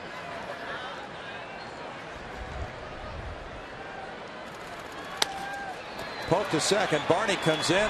Goes to second. Whoa! Castro made a spectacular play on a bad throw that took him into the runner for the force play on Sanchez. Jeff Stevens is warming up for the Cubs now. Let's see if Castro does indeed get the bag here. Pretty fancy footwork with the throw from Barney. He hurries the throw and pulls him inside a little bit. Castro does a nice job reaching across to get it. Did he get the bag? No. Safe. That's a tough call for the umpire to make. You know, when players make bad plays, it puts umpires in bad positions. It just takes them out of their rhythm. You got one guy sliding, another guy diving. But at the end of the day, that was a missed call. Rob Drake. Hate the Drake. You're alternating on going him. back and forth. Serious. It's a mess. Carlos Lee. That's a tough call. That's when strange things happen, it gets tough. Samardzija throws it low and gets lead. And in the fourth inning, the Astros add to their lead with 2 runs, 2 hits. They leave a man, and after 4, it's 7-0 Houston.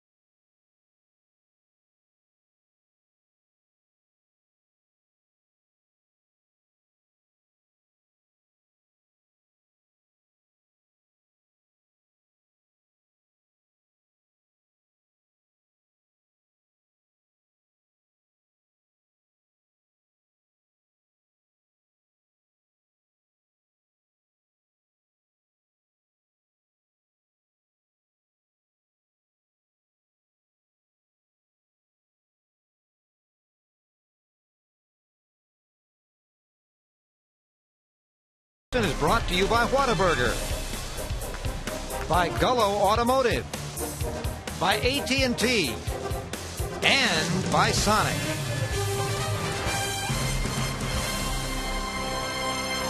On this gorgeous night at Minute Maid Park, it is 7-0 Astros.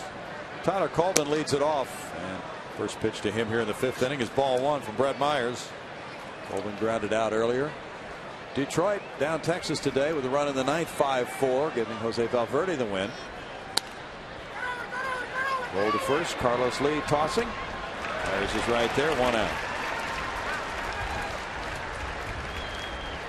So the Texas Rangers now 9-2 with their 9-1 start in the first 10 games. They equal the best start for 10 games by a team that had been to the World Series the year before. Now the pitcher spot coming up, and Samardzija is going to be batting for the 2nd time. He was a strikeout victim back in the 3rd. Looking. Myers has fanned 4 and has not walked a man. He's thrown 57 pitches, 37 have been strikes.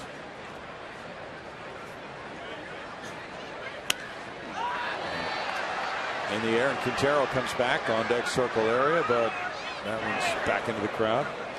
Russell, the starter for the Cubs, threw 55 pitches in 1 2/3 innings.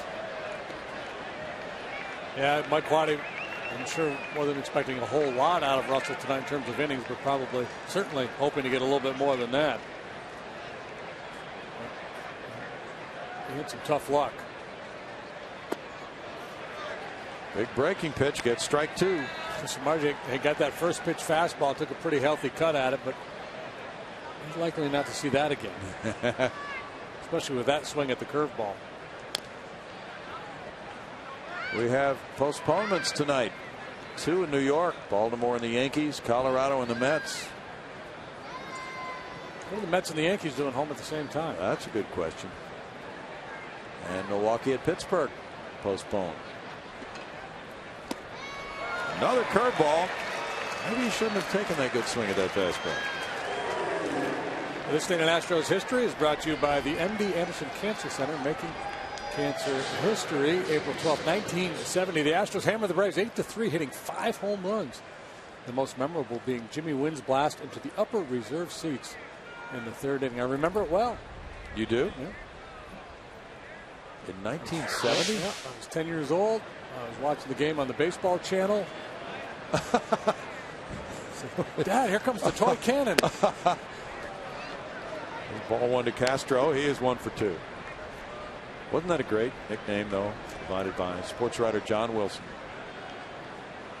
The toy cannon. Yeah. Well, I think the sports writers generally do a better job pinning monikers on players than other players do.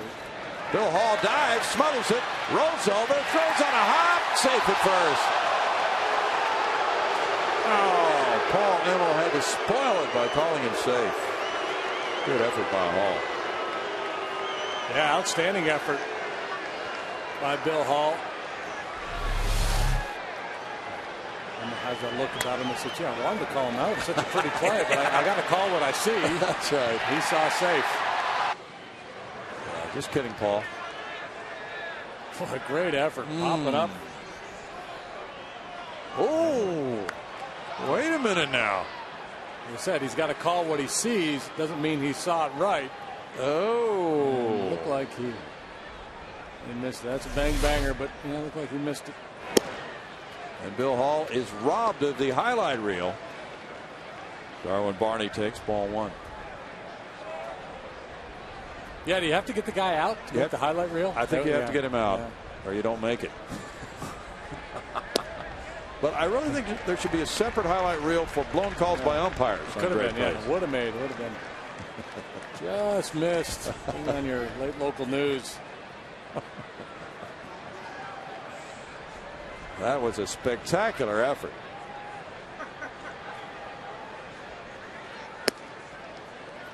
One ball, 2 strikes for Brett Myers.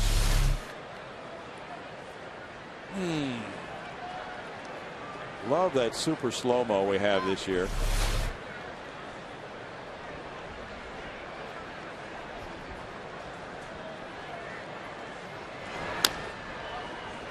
It's Foxmo, JD. I erred in the terminology. Foxmo is what we have. It's Foxmo, but it's really super slow. Yeah. Foxmo. Super slow Foxmo.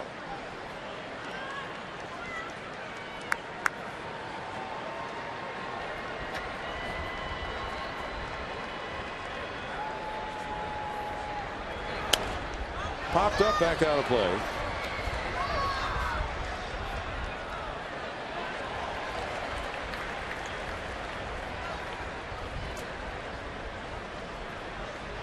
We're now going to see the Foxmo camera. That's Fox Cam.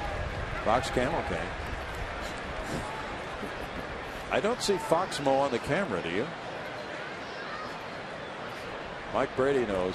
He knows what he's running. He's running the Foxmo camera. It's 2 balls and 2 strikes. Yeah, that's great, though. In this sport, well, football's great too for the slow replays, hockey, but this sport also lends itself extremely well to slowing things down like that. Quite like pairs figure skating, but close.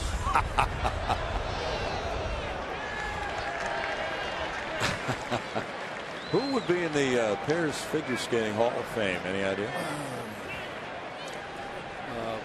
Randy Gardner and Ty Babylonia. Oh, they were spectacular.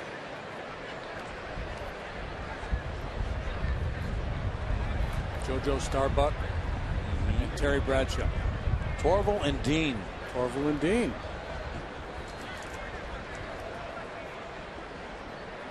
Will Ferrell.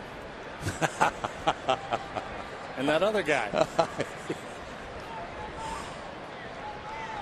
Oh, that was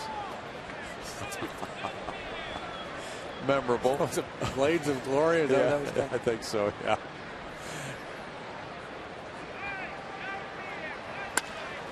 Out to shortstop. There's a pick by Sanchez. And the toss to Hall. No runs are hit. A man left. The Astros having an enjoyable night of it. 7-0.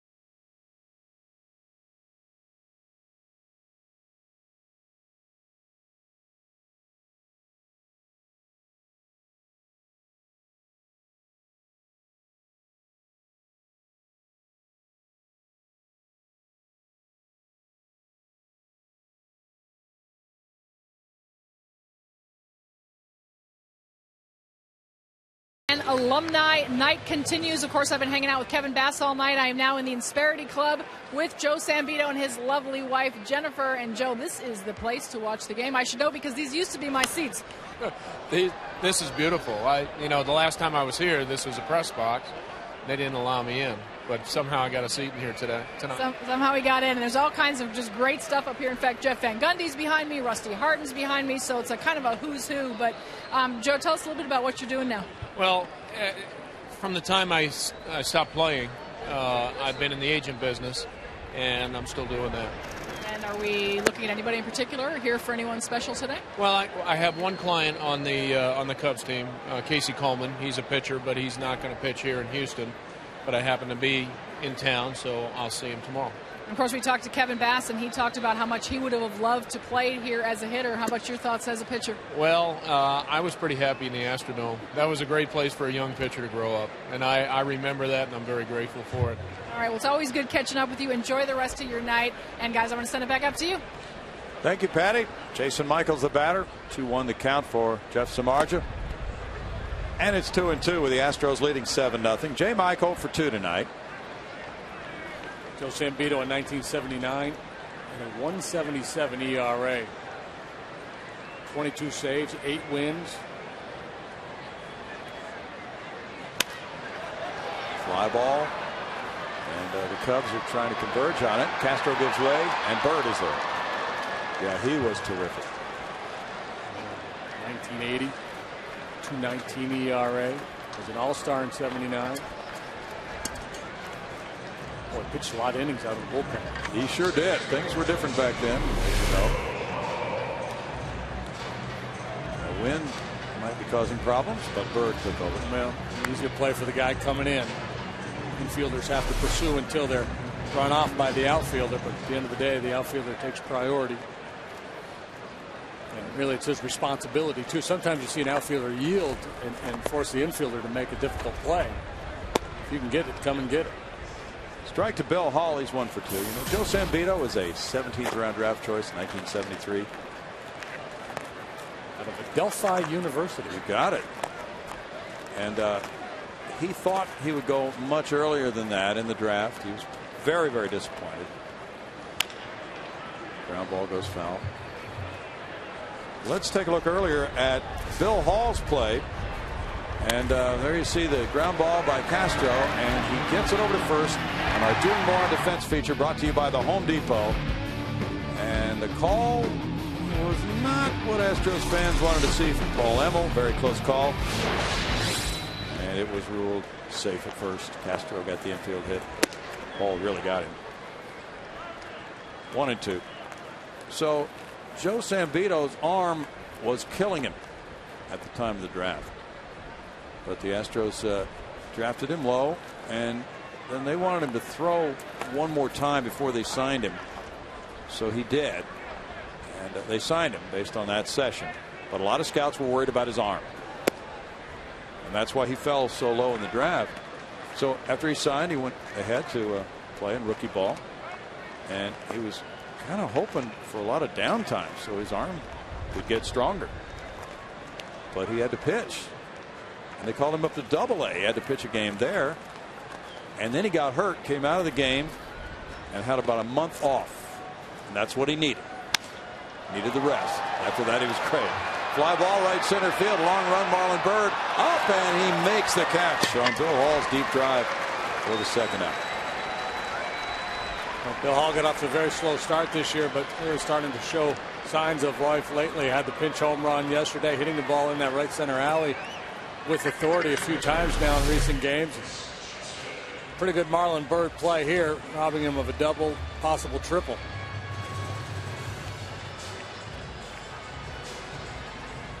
Byrd coming way in for the first one and then retreating deep to the Astros bullpen. Getting to see a lot of Minute Maid Park center field tonight. Foul ball, Chris Johnson, who's 0 for 2. Behind the count, 0-1. Samardzija doing a nice job hanging in there for Mike Quade, eating some innings, taking some heat off the bullpen. And that's what they, in Mike Quade's mind right now. He still is thinking about trying to win this game, but he's also got tomorrow night in mind. Kind of a circle the wagons mentality. His closer, Carlos Marmol, threw over 30 pitches last night, so his availability may be in question for tonight to begin with. Joe Sambito mentioned Casey Coleman, and he's the other guy who's getting a shot at this starting rotation with the two guys on the DL.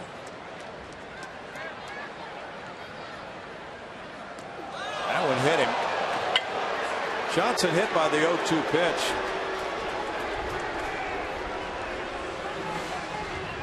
That's the third time he's been hit this season. He struggles with consistency, especially with the breaking pitch. He's trying to throw a slider there, and it just got away from him.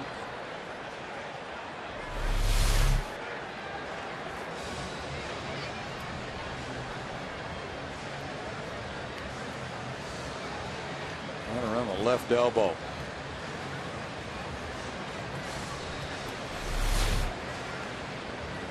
Pull and see. Nate Lucero will take a look at that.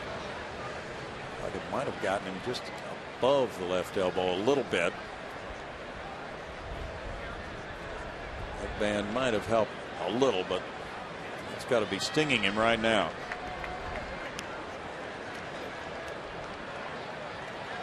Humberto Quintero comes up. He has a double and a walk tonight.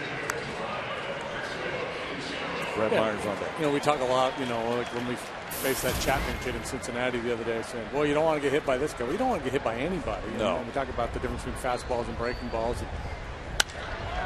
Line to the right, Quintero. He's 2 for 2 in this game of the walk. If it gets you in the right spot, I don't care if it's a knuckleball, it's going to hurt. Yeah. And now that's going to be it for Samardzija. Mike Quade's already made the move to the bullpen. Samardzija gave his club some important innings here, and he gets a pat on the backside as he leaves the field right now with a score. Houston 7, Chicago nothing. Back in a moment.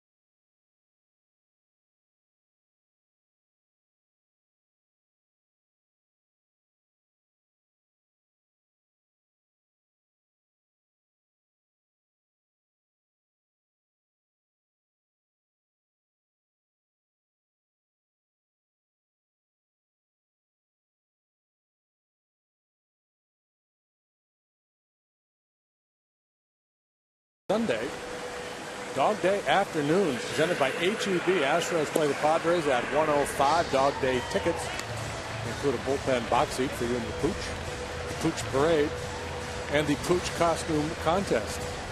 Visit Astros.com/dogday tonight.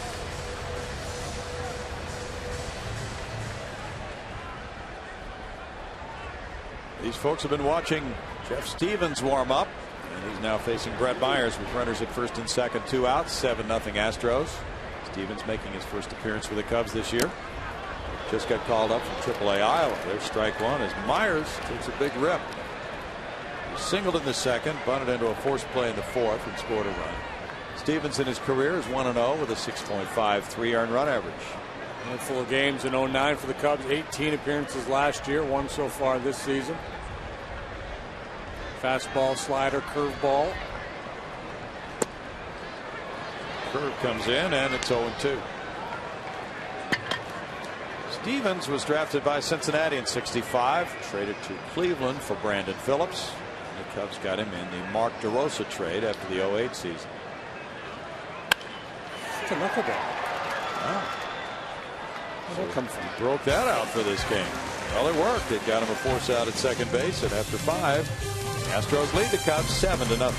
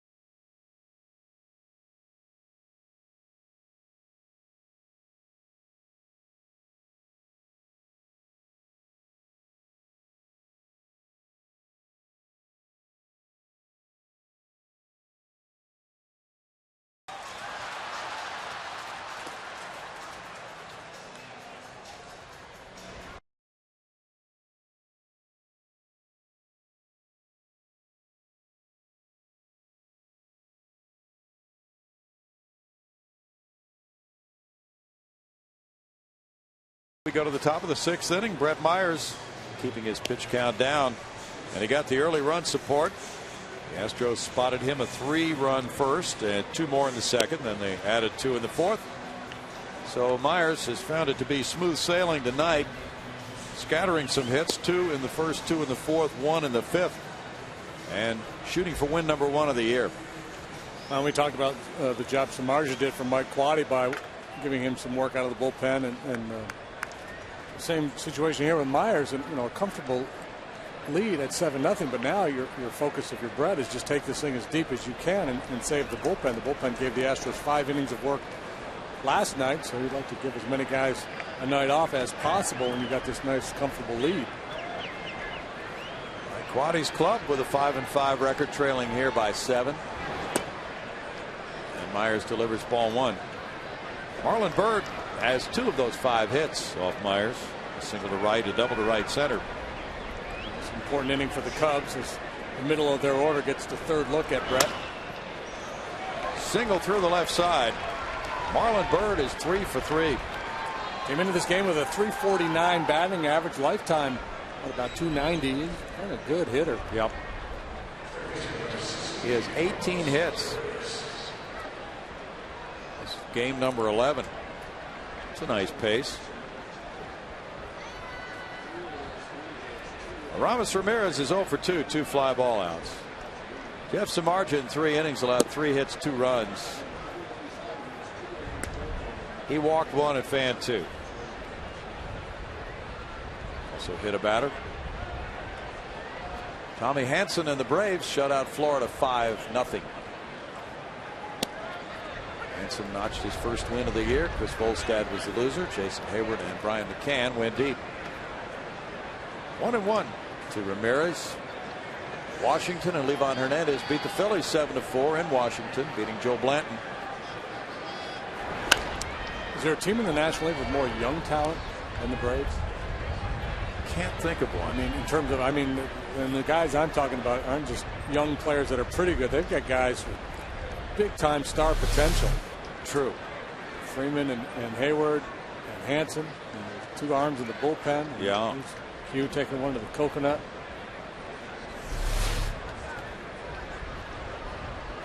He takes a lot of blows. 1 ball, 2 strikes.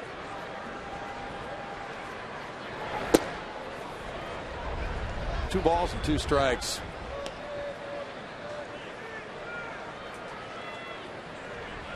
Ramirez stepping out, trying to think through this confrontation. Okay, just took a shot inside. Will he double up, come back in there, or is he going to throw me that curveball?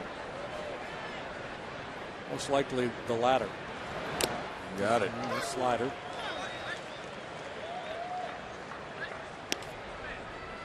Well, Myers, more of a pitch to contact type hurler than he was a few years ago. And that allows him to make his way through a game with fewer pitches,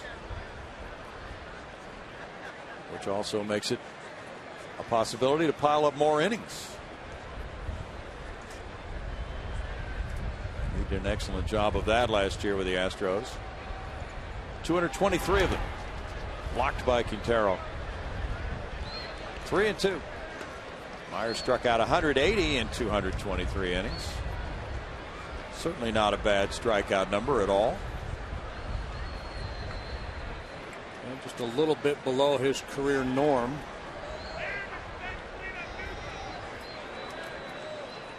Those ground ball outs on the first or second pitch of the count too can be real arm savers.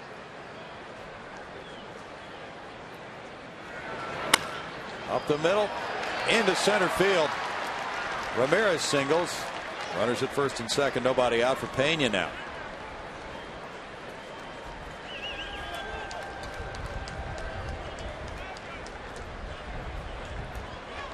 Pena's 1 for 2. 80 pitches for Myers.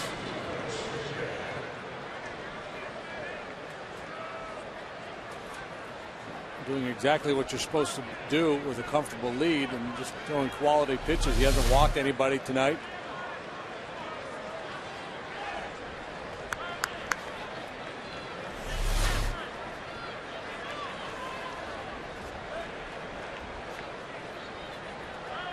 Carlos Lee Not too far off the line at first base. No, I was looking at Northeastern baseball the website because we talked about Pena when he first came up tonight that he's from Northeastern University. And I said, well, that's not really a baseball factor.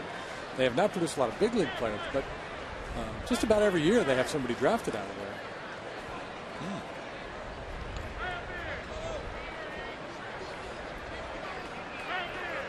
Infield shifted around on Pena. 1 ball, 1 strike. Myers is 9-1 in his career at Minute Maid Park with a 2.31 ERA. He was 8-0 as an Astro last year here. He has the lowest career ERA in stadium history for 100 innings or more. Slightly ahead of Roger Clemens' 2.55. Myers 2.31 in this ballpark. Bounce slowly. Myers going over to cover. Here's Lee tossing to him, and he stretches back to take that throw. Hall now calls time. And he almost brushed with Carlos Lee as they both went for that grounder.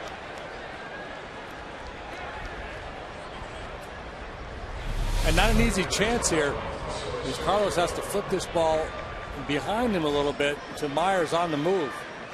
Nice play by both guys. Myers able to control his body and handle this toss from El Caballo. The other option would have been the little beat behind the back. You know, a little behind the back NBA move from Carlos. And then you sail that one into the dugout and you'll never hear the end of it. Or the Mark Burley between the legs flip. Yeah, wasn't that something last year? Alfonso Soriano's 0 for 2, a strikeout and a foul pop.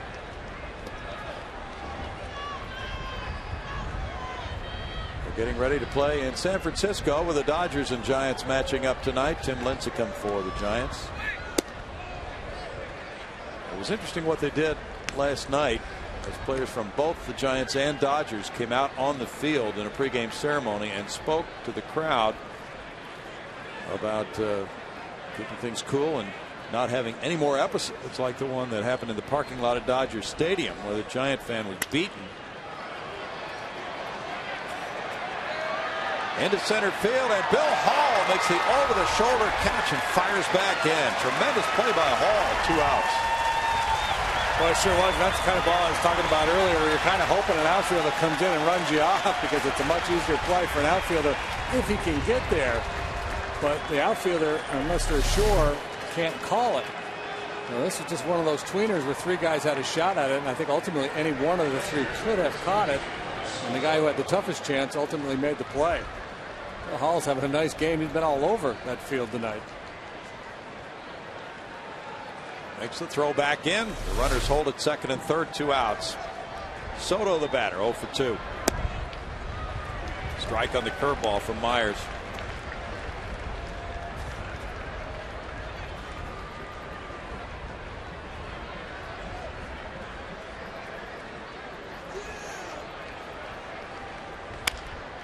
Little roller goes third base way, and here's the throw on the run from Chris Johnson. Nailed it. No runs, 2 hits, 2 men stranded. Middle of the 6th inning, 7-0 Astros.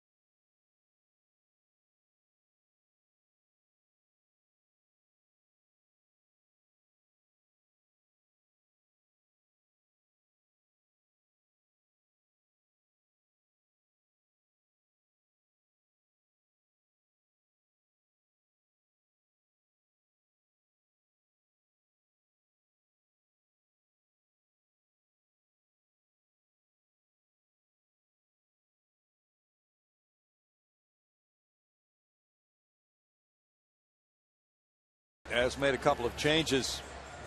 And it's Reed Johnson taking over in center field after Marlon Byrd went 3 for 3 in the game. Aramis Ramirez leaves at third base, making room for Blake DeWitt in this 7-0 game, with Quade making those substitutions. Jeff Stevens remains on the mound. He's the third pitcher to work tonight for the Cubs. It'll be Bourne, Sanchez, and Pence for the Astros in the 6th inning. Cincinnati and San Diego are just about ready to start in San Diego. Clayton Richard going tonight for the Padres. Michael Bourne has a pair of hits. He's scored 3 runs in the game, stealing 2 bases on consecutive pitches in the 2nd inning. So 9 runs scored for Michael. This is game number 11. That's a very nice pace. That's ball 1 from Stevens. Sam LeCure is pitching for the Reds tonight against Clayton Richard.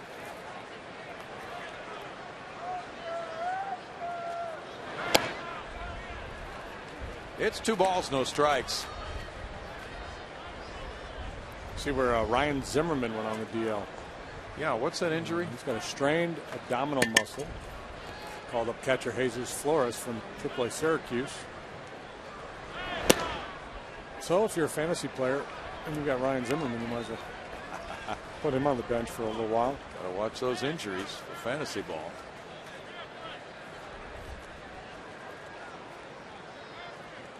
Toronto and Seattle just about ready to start in Seattle. They had a wild one last night.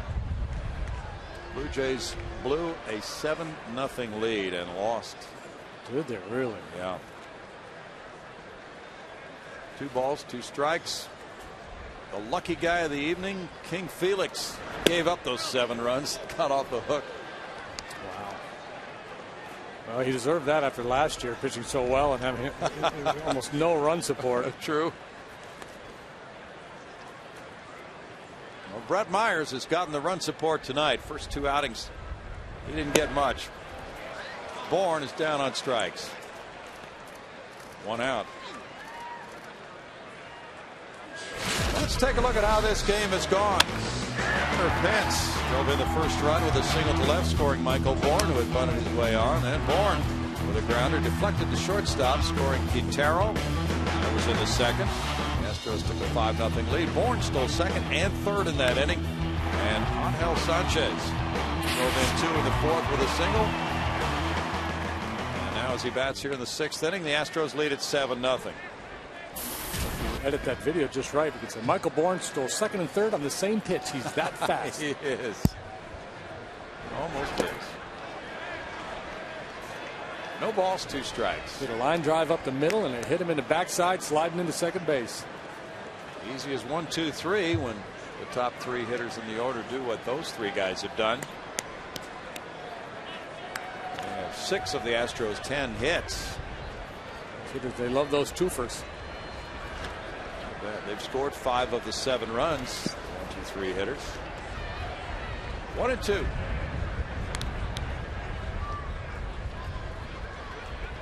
St. Louis 2, Arizona 2, top of the 2nd. Armando Galarraga of Arizona is pitching, and Lance Berkman has hit his 3rd home run. He hit 2 last night. David Freese hit number 3 as well. Up the right field line. Here's Colvin coming over. The ball is fouled.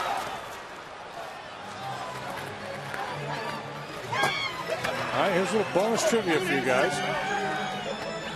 Tyler Colvin out there in right field.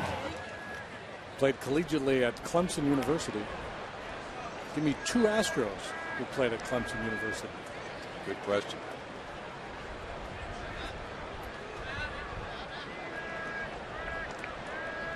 How long are you going to give him?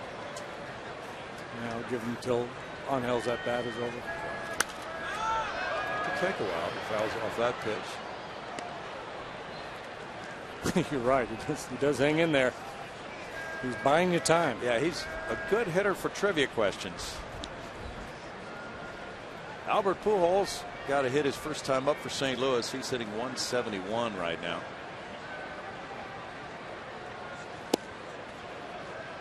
2 balls and 2 strikes.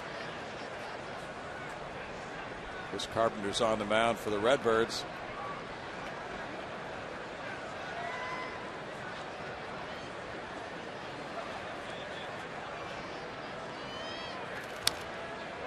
Racing ball off his foot. That camera shot of Hunter there. You just witnessed the funkiest practice swing in all of baseball. It's a setup. It almost looks like one of those old black and white reels from at fast speed. It does. Ina Slaughter. The old newsreel in the movie theaters. 3 balls and 2 strikes. Yeah. World War II days. Now that's how they got their highlights. Go to the movie theater in World War II.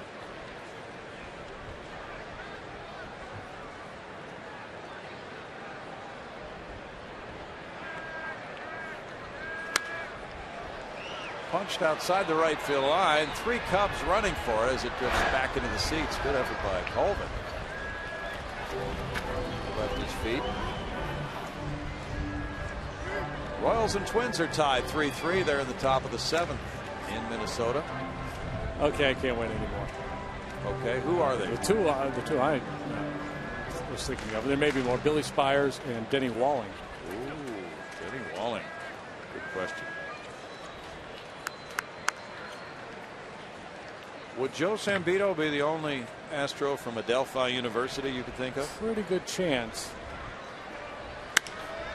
Punch to right center field by Sanchez. That drops in and rolls to the center fielder, Reed Johnson. Double for Sanchez, his 2nd of the year. A 3-hit game for Angel. This major league home run in the ball game last night.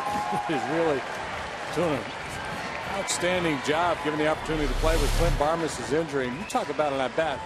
Make Stevens work like crazy. And he hits a double into the alley off of him. It's his 2nd 3-hit game. In the last 3, he had 3 hits on Sunday.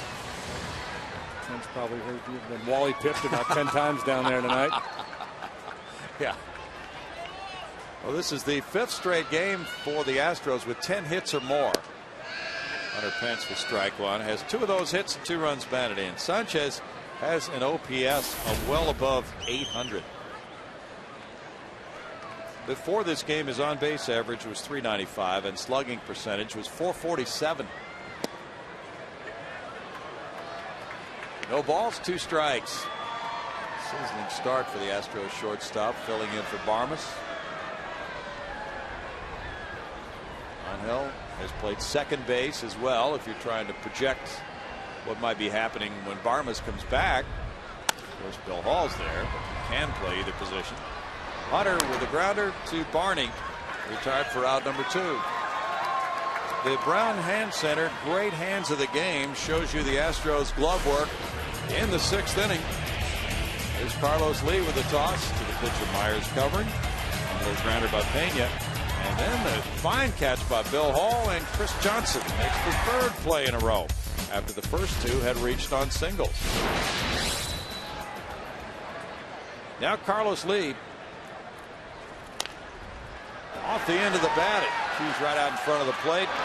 Soto throws him out. No runs, a hit. Runner stranded at 3rd after 6, 7-0 Astros.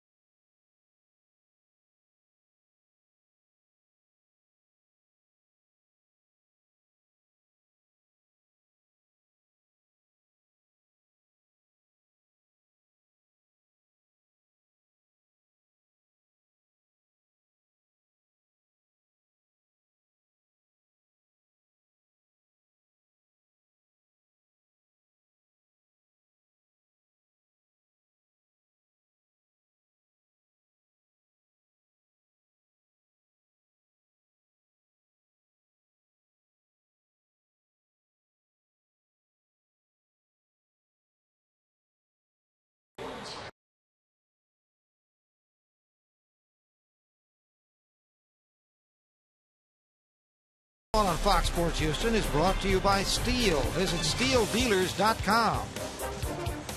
By Jack in the Box and the All-American Jack Combo.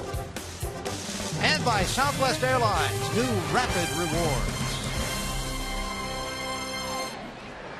Downtown Houston, Texas, 7-0 Astros. Jeff Baker on deck to pinch hit for the pitcher, Stevens. Marcus Mateo in the bullpen for the Cubs. Brett Myers throws ball 1 to Tyler Colvin. He's 0 for 2. Last year, Myers went 6 innings or more in his first 32 starts. A club record. Former President Bush and his wife Barbara leaving the ballpark tonight. The customary standing ovation when they leave.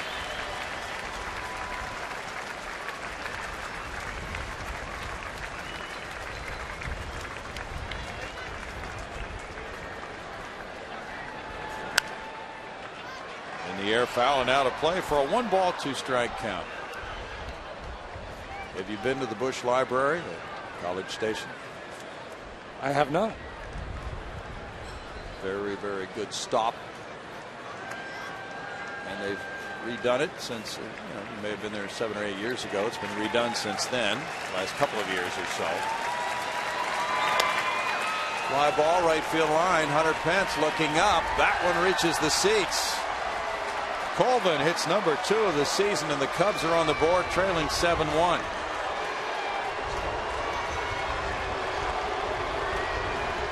He was hitting 115 at game time, but seemed to be a little bit out in front. Hit that one mostly with his right arm, JD. Yeah, but we talked about hitters staying through the ball, and I think he got on his front foot a little bit, but he kept his hands back and then kind of extended through the pitch. A little bit of a hanging breaking ball, I think, from Brett. He has not made many mistakes tonight, and that one's not going to hurt him a whole bunch. Jeff Baker's the pinch hitter for Jeff Stevens. Baker, who is 8 for 19 for a .421 average, has a homer, 4 runs batted in. He's been playing some second base. Eye-popping numbers here early season. OPS over 1,000. On Friday, he had a 4-hit game. Colvin has made it 7-1 with the Cubs' 8th hit. Baker's 5 for his last 9. 2 balls and a strike. Baker, a former Colorado Rocky. Stevens in 1 1/3 innings allowed 1 hit, no runs. He had no walks and struck out 1. Behind second base, it goes out to Michael Bourne. 1 out.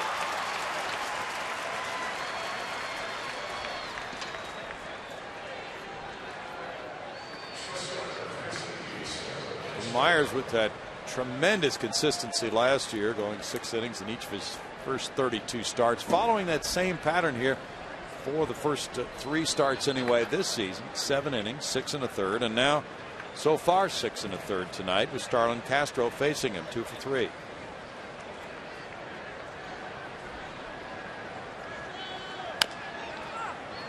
That one goes off his foot out toward the mound. Strike 1 to Castro.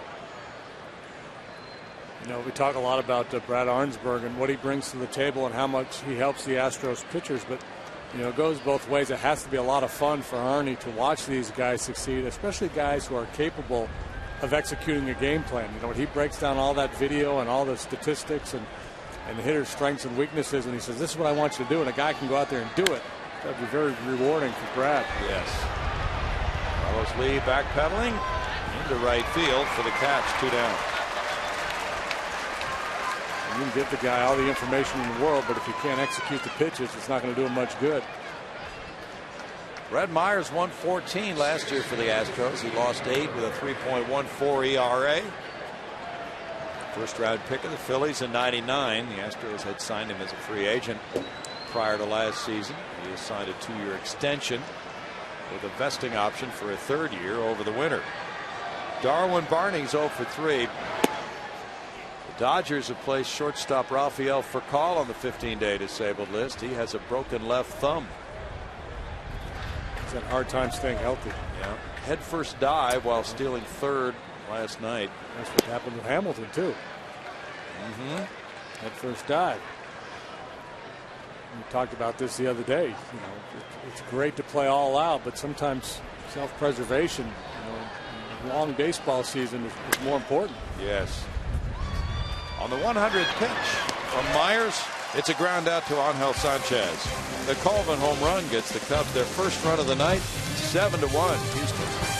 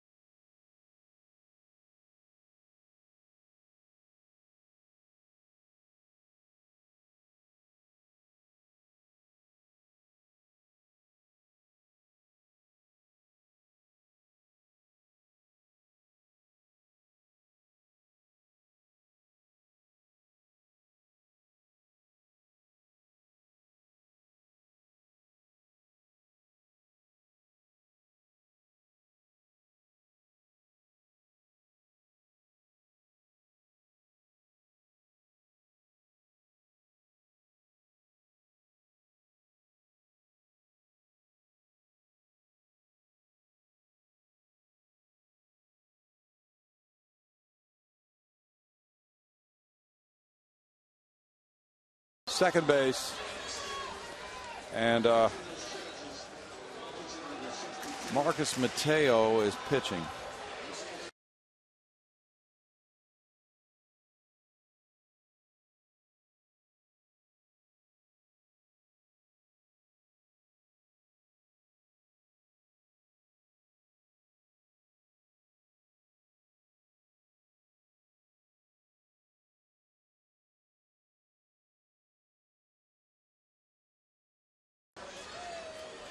It's 7-1, Houston leading the Chicago Cubs. It's a happy seventh inning stretch for these Astros fans.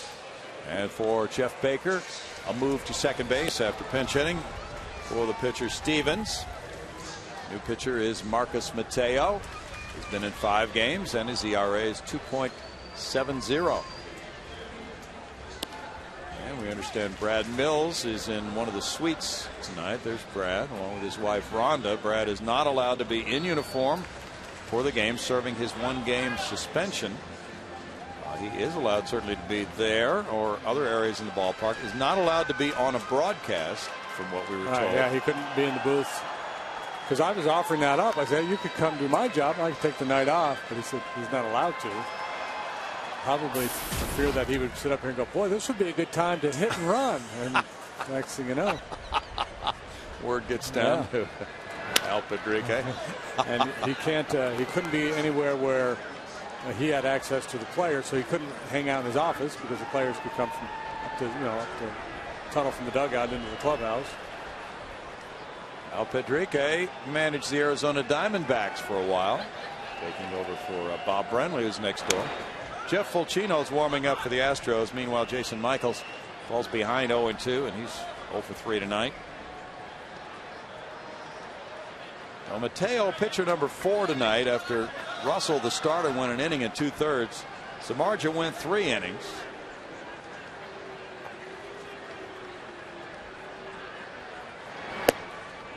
Sharp breaking ball makes it 1-2. Mateo up for 21 ball games last year with the Cubs. Got a good arm. Average better than a strikeout per inning pitched. 95 miles an hour. Boy, you talk about the difference. Stevens was a short armor. His arc, tight little arm action, kept his arm in close to his body. Mateo just the opposite. He gets real good extension.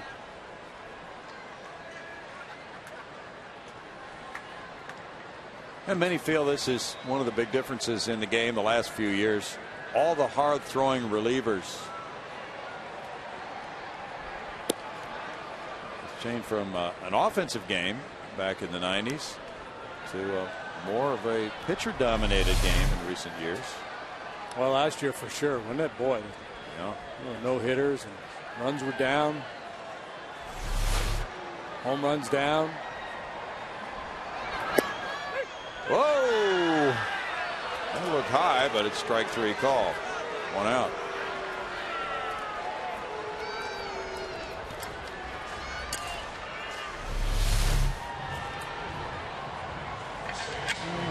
Dropped right down there, mask high, so it depends on where it crossed the plate.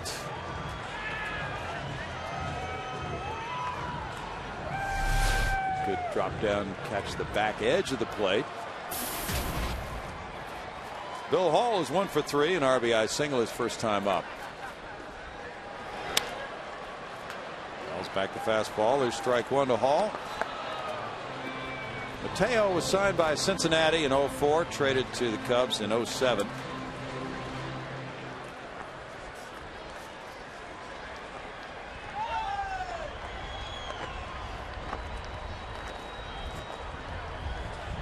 Talking to Bill Hall around the batting cage today about his home run last night. I said, man, you just kind of flicked your wrist on that one. He said, hey, just put the barrel of the bat on the ball. It reminded me of Jack Nicklaus talking about golf.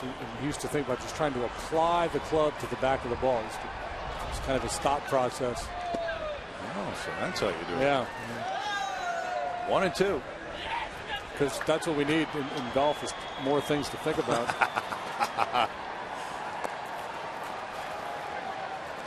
Well, it was surprising that the pinch homer was the 6th pinch homer of his career.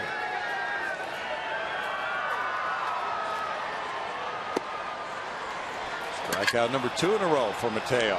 Yeah, Mateo, an intriguing guy with that slider and a 95-mile-an-hour fastball. Interesting to see if he takes on a more meaningful role with the Cubs. Well, they already have Marmol out there closing things, and Sean Marshall's developed into a very good setup man. 3 straight scoreless outings for Mateo coming into this one. Chris Johnson is 0 for 2. He was hit by a pitch last time up.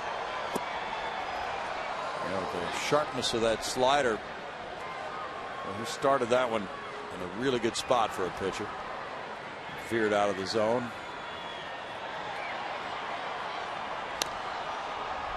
No balls, 2 strikes. Oakland leads the White Sox 5-4 in the middle of the 6th. In Chicago, Kevin Kuzminoff with his first homer. Alexi Ramirez for the Sox, number 2.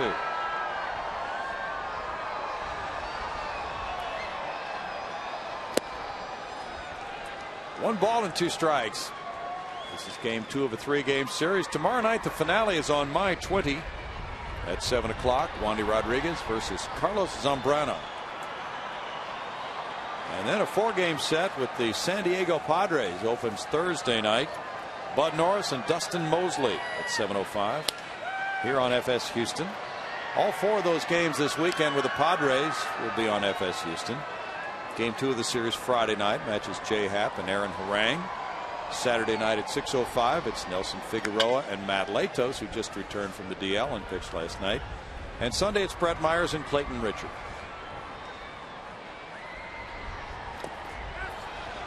And this one gets away. CJ trotting up the line is thrown out to complete the strikeout, and he struck out the side, and wow is right. That was impressive. Yes, it was. Watch for him later on this season at a ballpark near you. 7-1 Houston.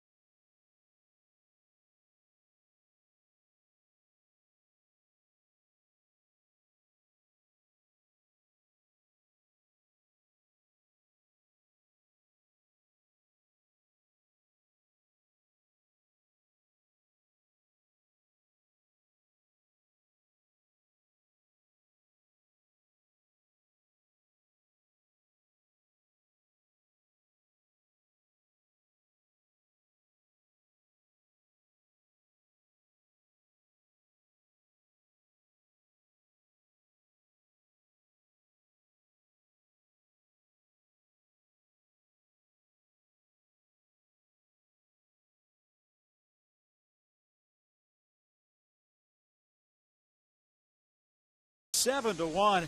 Astros breaking out the bats tonight, leading the Chicago Cubs, getting ready to square this series at a game apiece. Kevin Eschenfelder with you out here in the Landry's Crawford boxes with an invitation to join us immediately following the game for Astros Live. We'll be hearing from, I guess, the manager Al Padrique tonight. His press conference, a little different view that we're used to hearing Brad Mills night in and night out. We'll also check in on the plays of the night as well as head to the clubhouse for some post-game reaction. It's all coming up after the game on Astros Live as we go back upstairs to Bill Brown and Jim DeShays. Fellas. Thank you, Kevin. We look forward to that show afterwards. Jeff Fulcino comes in now after Brett Myers went the first 7 innings for the Astros, allowing the Cubs 8 hits, 1 run.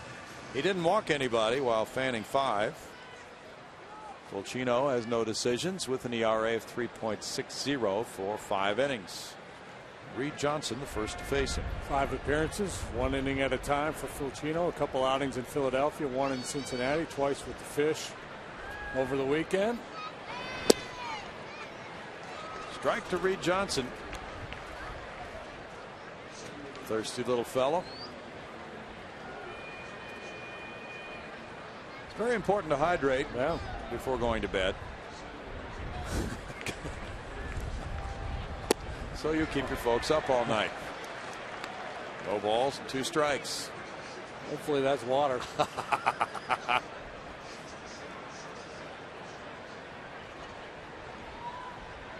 Don't you hate it when they're eating and drinking so late at night? Man, little guy's a camel. It's a bottomless pit. No balls, 2 strikes. Yeah, there you go. You got it going on. I think it must be an energy drink, JD. His whole face goes in that cup. I love it when you can't see their eyes.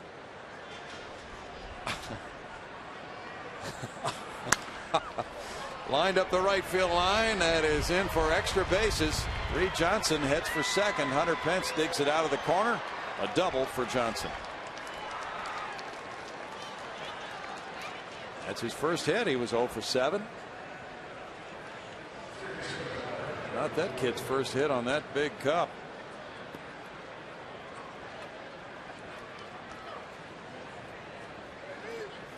Blake DeWitt will be next.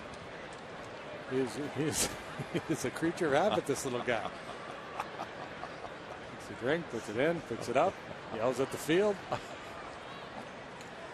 There's not that much liquid in that cup.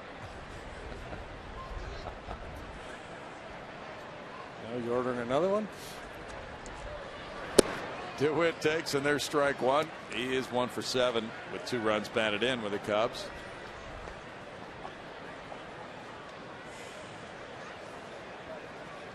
DeWitt, the former Dodger, lets that one go from Fulcino. Gets a check swing call. 1 ball, 1 strike.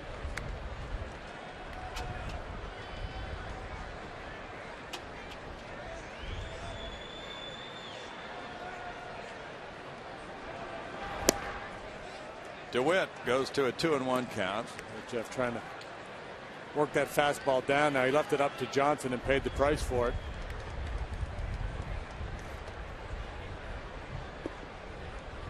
DeWitt 0 for 1 as a pinch hitter last night. Was with the Dodgers and Cubs last year. He was traded to Chicago in the Ted Lilly deal. 25 years old. 2-2. He was a first-round pick in 04 by the Dodgers, and the Cubs had really planned on playing him quite a bit at second base this year, and they may yet do that, but he did not have a good spring, and as you can see, has had 7 at-bats to this point of the season. Darwin Barney has gobbled up a lot of his playing time. A strikeout for Fulcino takes care of out number 1. Good work there, coming out the fastball at 94 miles an hour with a good split finger pitch, and pitches DeWitt way out in front.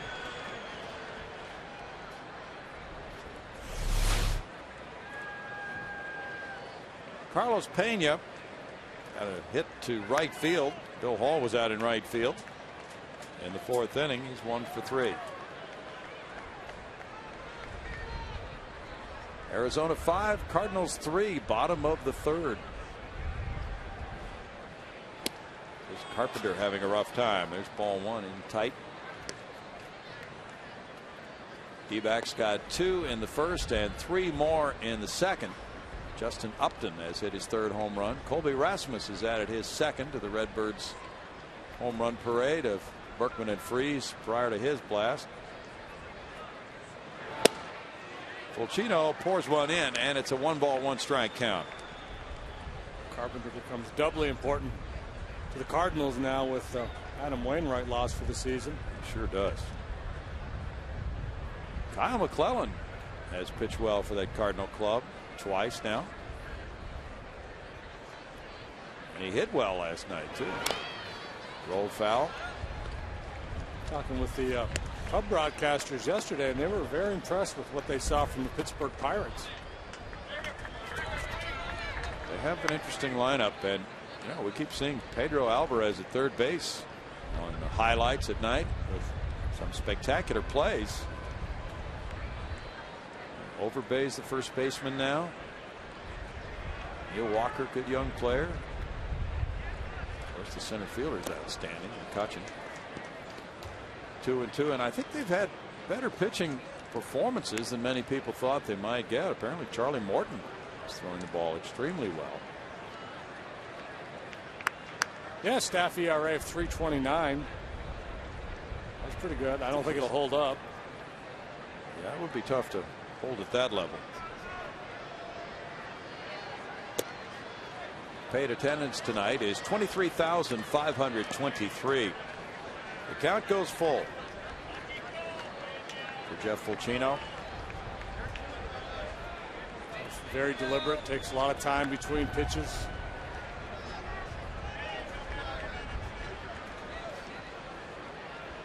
Very scholarly with that professorial beard.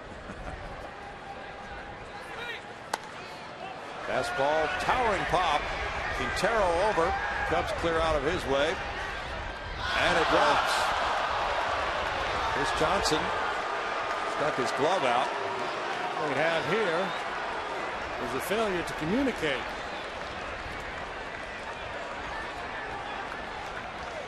And they're charging Chris Johnson with the error.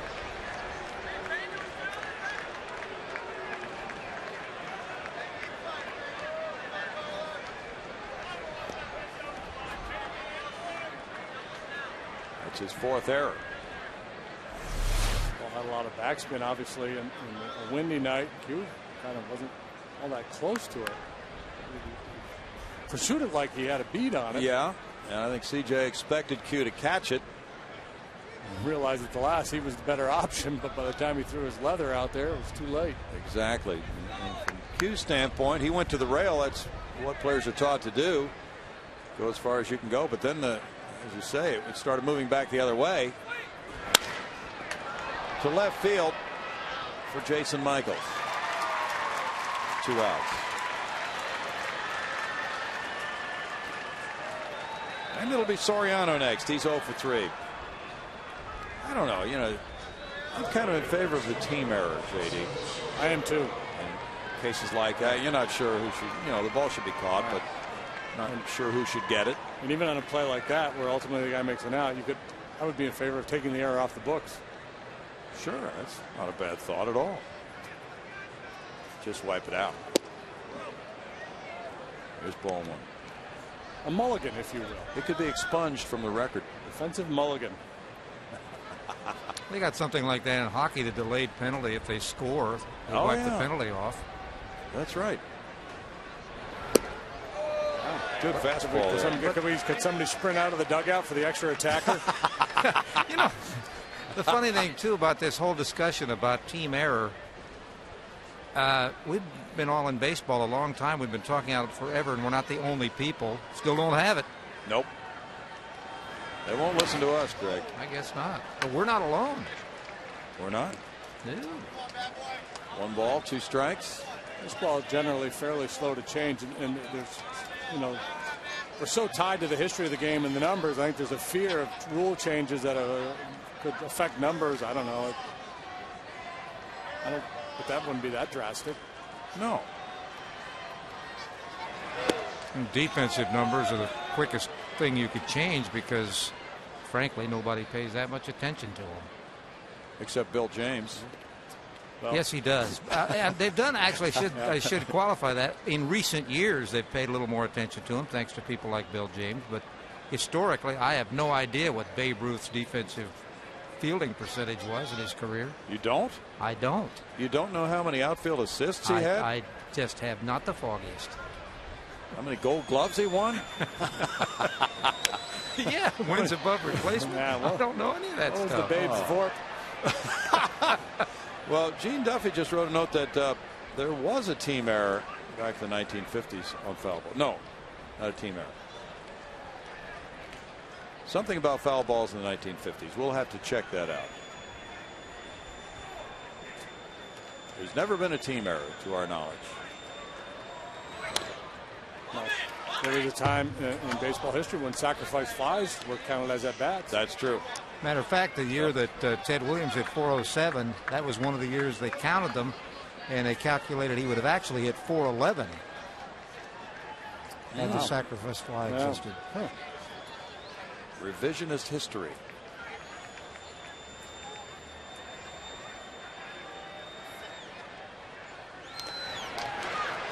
Soriano keeps the count at 2 balls, 2 strikes with Fulcino on the mound. That was a pretty good pitch there.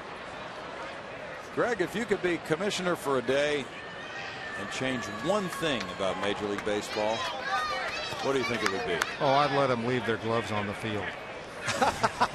They used to do that. Yes, they did.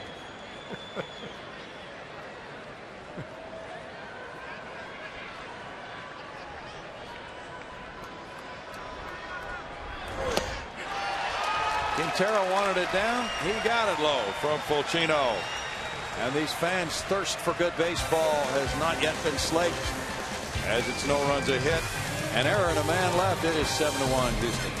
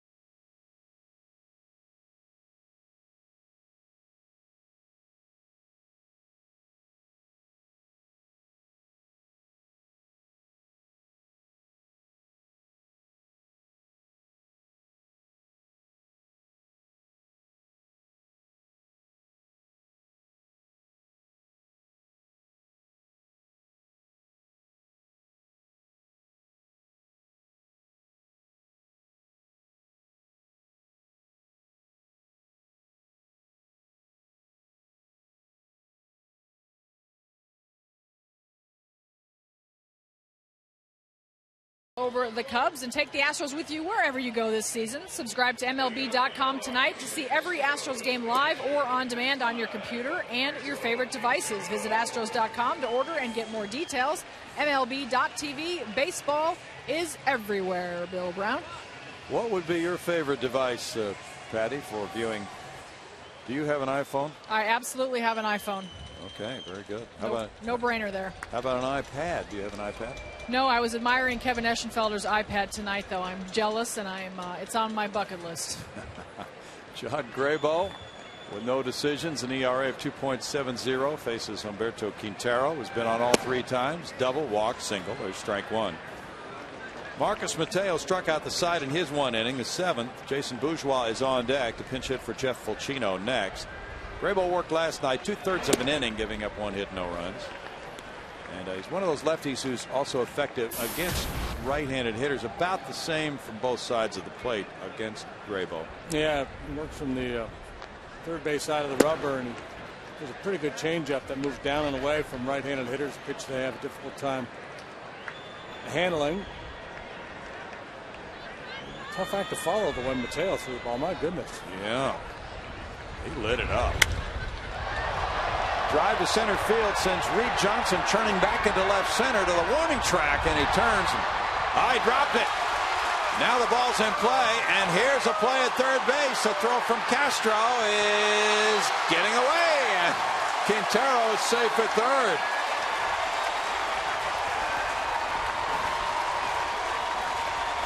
Q took a trip to the Insperity sign, and he sent Reed Johnson into that area at the 404 sign, as you'll see. Well, pretty good bolt off the bat of Humberto Quintero. 3 for 3 tonight, plus a walk. Looks like Johnson was ultimately going to be able to haul it in, but got a little short on there at the last. Could not corral it. Q had broken it down, thought he was out. He said, well, I got to get to third base now. Or else I'll get in trouble for not running hard. And had they made the play, it would have been out. That was well that ends well. He's had some real adventures going to third base this week. Now Jason Bourgeois with a pinch RBI single makes it 8-1 as he goes to right field. Well, Jason off the bench gets his 4th hit in his 10th at bat of the season, and that is RBI number 1 for him. Did Screwball rule the triple? We're still waiting for that. Well, here's a swing of the bat by Bourgeois. Astros hitters last couple of nights have been very good off the bench. And continues with that swing of the bat from Jason. It was a triple. So now in the same first 11 games of the season, Carlos Lee has 2 triples and Humberto Quintero has 1. Slapped by Michael Bourne. Blake DeWitt can't make a play on him. Tough night all the way around for the Cubs. On the mound, at the plate, and in the field, it has been a pretty sloppy game. But the Astros have had great at-bats, set the tone early at the top of the order, and they've just continued all night long. They just a little goat head in the glove there. Couldn't handle it. The Cubs now have been charged with 3 errors in this game. Angel Sanchez has 3 hits. That one to left center field. Soriano digging for it. Reed Johnson dives and can't hold it. And now here's the race. Bourgeois to third base, and he'll stop there with the bases loaded now. Runners had to hold. It's a long single for Angel Sanchez off the glove of a diving center fielder. That's unusual. And nowhere to go as the base runners ahead of him had to wait. Johnson playing Sanchez the other way. You see how far he has to go. Soriano got a bad jump on this ball. Ultimately, or initially, I should say, I thought he was the guy that should have been close enough to try to make the play, but he kind of quit on it early, yielded to Johnson, and sold out but couldn't hang on. He sure did sell out. That's 14 hits for the Astros, 4 for Sanchez now. That ties Sanchez's career high for hits in a major league game. Now Hunter Pence, deep drive right field. Coleman back. That smacks off the wall. That scores Bourgeois. Michael Bourne around to the plate. And into third, Sanchez on a 2-run double by Pence, giving him 4 runs batted in. And the Astros have had a breakout night. Yeah, for a boxing match, I think somebody would have thrown in the towel. Bobby Rodriguez is probably down there going, okay, fellas, save some of these for tomorrow. I gotta love that swing. You're right. 4th double for Pence. Carlos Lee fouls it away. Man, he's teeing off now. Yeah.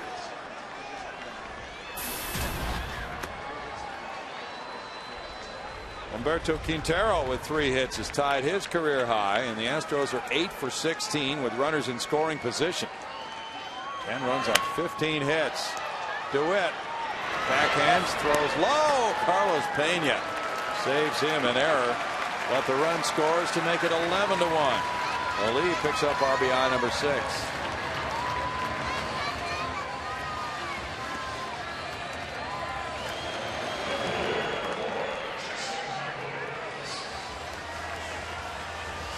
10-run margin for the Astros. Jason Michaels is 0 for 4 tonight. Everybody in the starting lineup, other than Lee, Michaels, and Johnson, have hits, including the starting pitcher, Brett Myers. Strike to Michaels.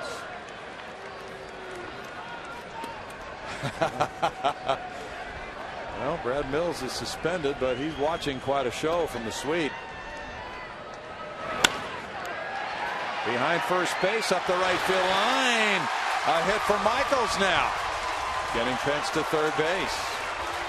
And J. Mike joins with his first hit of the season. Oh, that Al Padrique can manage.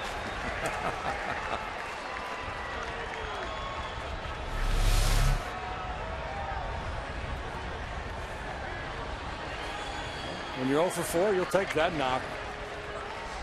Heck, you'll take that knock when you're 3 for 4. Yeah. Michaels now 1 for 10 to open the season. 11 runs. Astros really having a night of it with 16 hits. Mark Riggins, the pitching coach, out.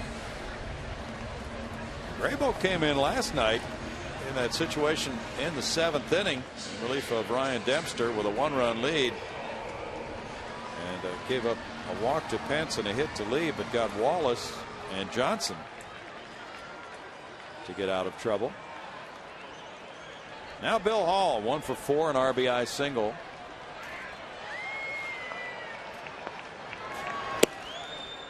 Strike one from Graybo. He and Sean Marshall are the lefties in the bullpen for the Cubs.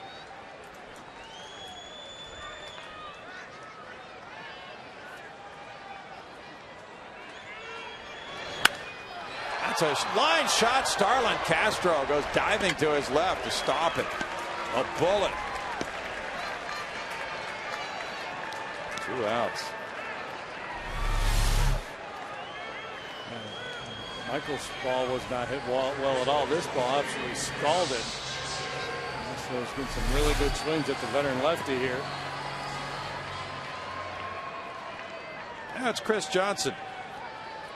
He needs a hit to make it all 9 Astros starters in the hit department. And he fouls that one for strike one. Chris 0 for 3, hit by a pitch. What Gene Duffy was writing the note about earlier on our fielding plays we were talking about was that he said in the 1950s they would take away the error if the batter made an out. That's what we had talked about. You made that point. That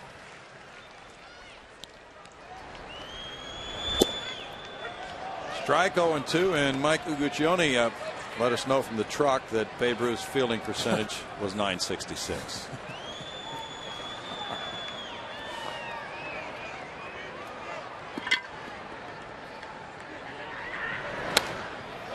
Foul away. Still 0-2 to CJ. Kansas City 3, Minnesota 3, bottom of the 9th at Target Field. The hard-throwing lefty Tim Collins in the game for the Royals.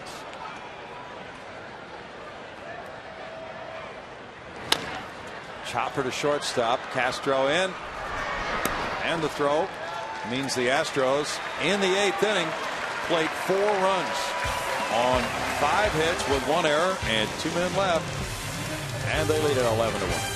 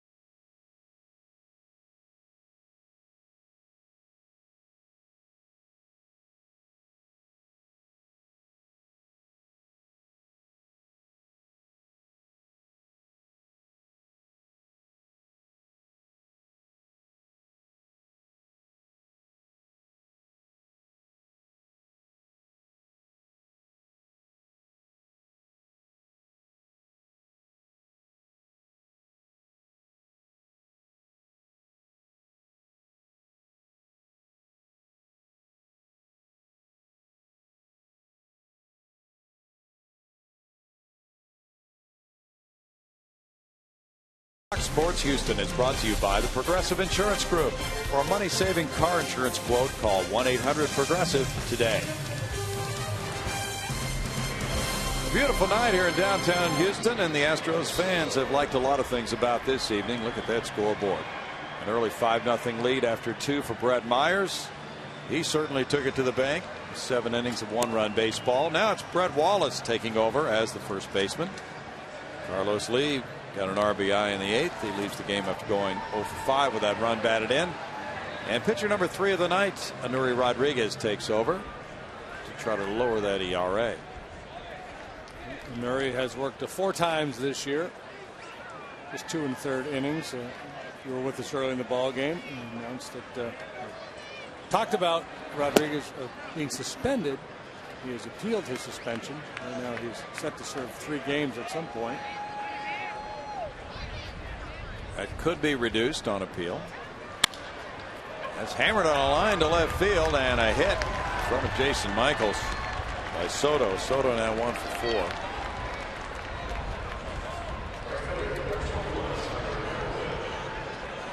Hit number 10 for the Cubs, and Tyler Colvin comes up next. He homered in the 7th.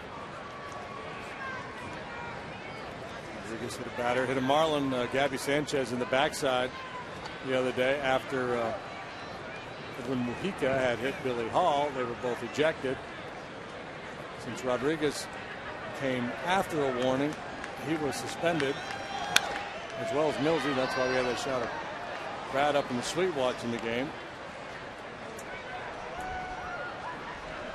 Still very puzzling. Brad Mills talked with Joe Torre, who's in charge of that, along with Joe Garagiola Jr. today. Got the news about his 1-game suspension. Said he disagreed with it. Yeah, and I think, you know, and more than anything, Brad disagreed with the way Jim Joyce handled it.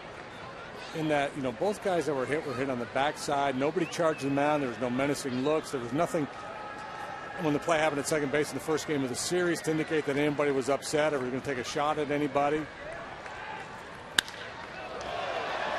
To left center, Jason Michaels watches the flight of this one, and it bangs off the wall, fielded by Michael Bourne. And that's a double. Colvin hit that a long way to left center, got it up in that breeze. Has 2 extra base hits in the 7th and 9th innings.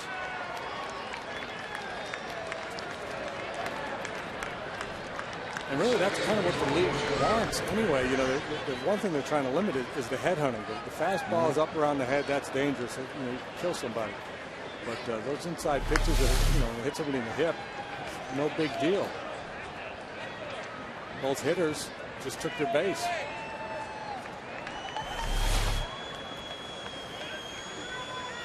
Now Jeff Baker. Nice. Swings it. Oh, they are.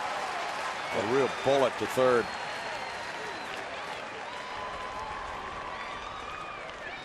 Chris Johnson got in the way of it. Baker really drilled that one. That's an 11-1 ball game. So the outcome of this game is not in question. But if you're Anuri Rodriguez, you want to make sure you kind of try to focus as much as you can. I mean, you've only been in the big leagues for a few days.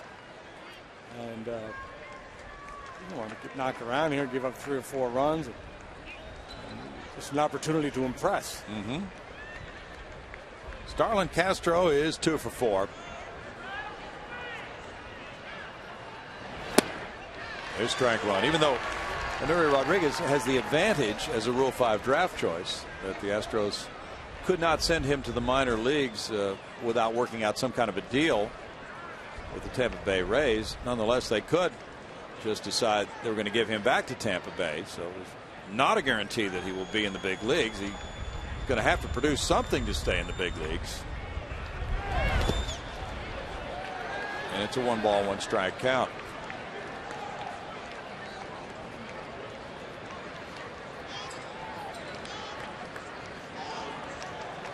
Dodgers and Giants scoreless, bottom of the 3rd at AT&T Park. Tim Lincecum has thrown 3 no-hit innings against the Dodgers. Chad Billingsley pitching now in the last of the 3rd for Los Angeles.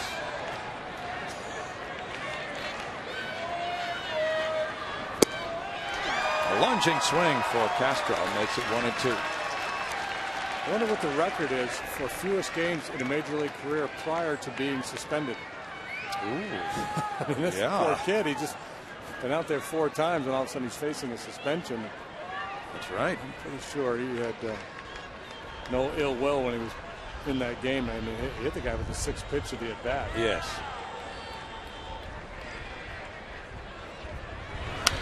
Well, we talk about it all the time. It's been said for many, many years. The players can police themselves. They don't always do it, but in a case like the one on Sunday, all right, let's say that Mujica hits Hall, which he does, and there's no warning. Now, somebody in the Astros hits somebody on the Marlins. That might be the end of it, and there wouldn't have been suspensions. Yeah, and I think that's the way it should have played out. Johnson over to first, and he clips him as the run scores to make it 11-2. Castro picks up RBI number 3 with Soto scoring. And Coy Hill now will be the pinch hitter. He's pinch hitting for the pitcher, Graybo. Hill, a switch hitting catcher from Wichita State, is 0 for 3 with the Cubs this season.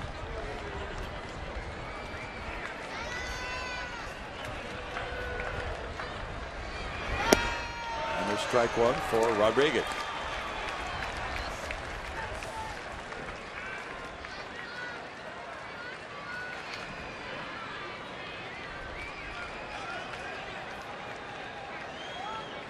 The Astros with a win tonight would go to 3-8 this season. They would be 2-3 on this homestand. Facing Big Z, Carlos Zambrano, tomorrow night on May 20 at 7 o'clock. Zambrano has started twice. He's 1-0 with a 5.25 ERA. Wandy Rodriguez goes for Houston tomorrow night. He's 0-1. The appeal goes to third base, and Gary Darling rules a check swing by Coy Hill. It's a 2-ball, 1-strike count. Bobby Meacham alongside Al Pedrique.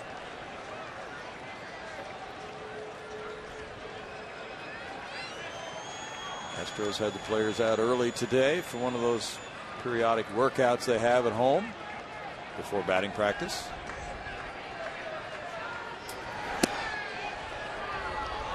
Nuri Rodriguez delivers, and it's called ball 3. 3-1. Rodriguez was signed by the Rockies in 05, but was with Tampa Bay when the Astros took him in the Rule 5 draft.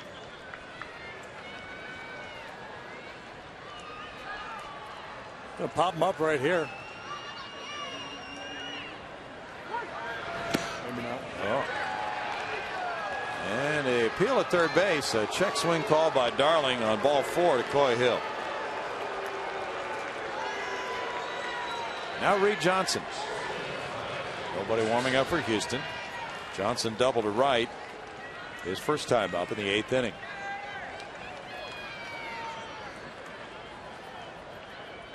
Cincinnati and San Diego are tied 1-1 after 4.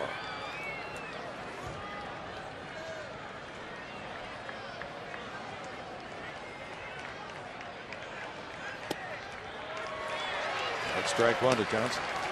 Red Sox miseries continue. Tampa Bay beat them tonight 3-2. Ooh. Boston falls to 2-9. Wow. A lot of their problem had been pitching, but they lost 3-2 tonight. Not a whole lot of hitting in that game. I think David Price pitched for Tampa. Okay, that would explain that. No balls, 2 strikes. Arizona 8, the Cardinals 3 after 4. Chris Young has hit his 3rd home run.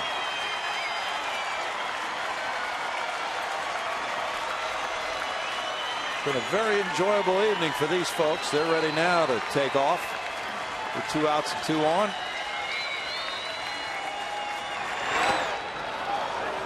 Not quite yet. 1-2.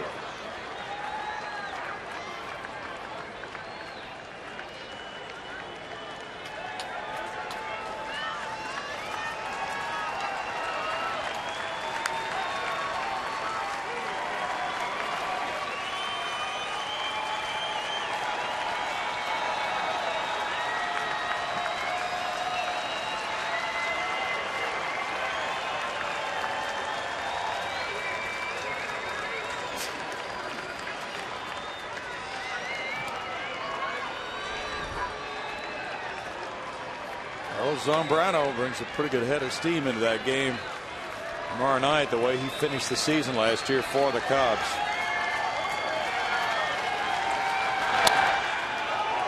Foul ball back. Keeps the count at 1 ball, 2 strikes.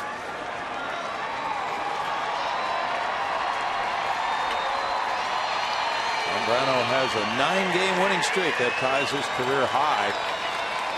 And he's 14-8 lifetime against Houston with a 2.63 earned run average.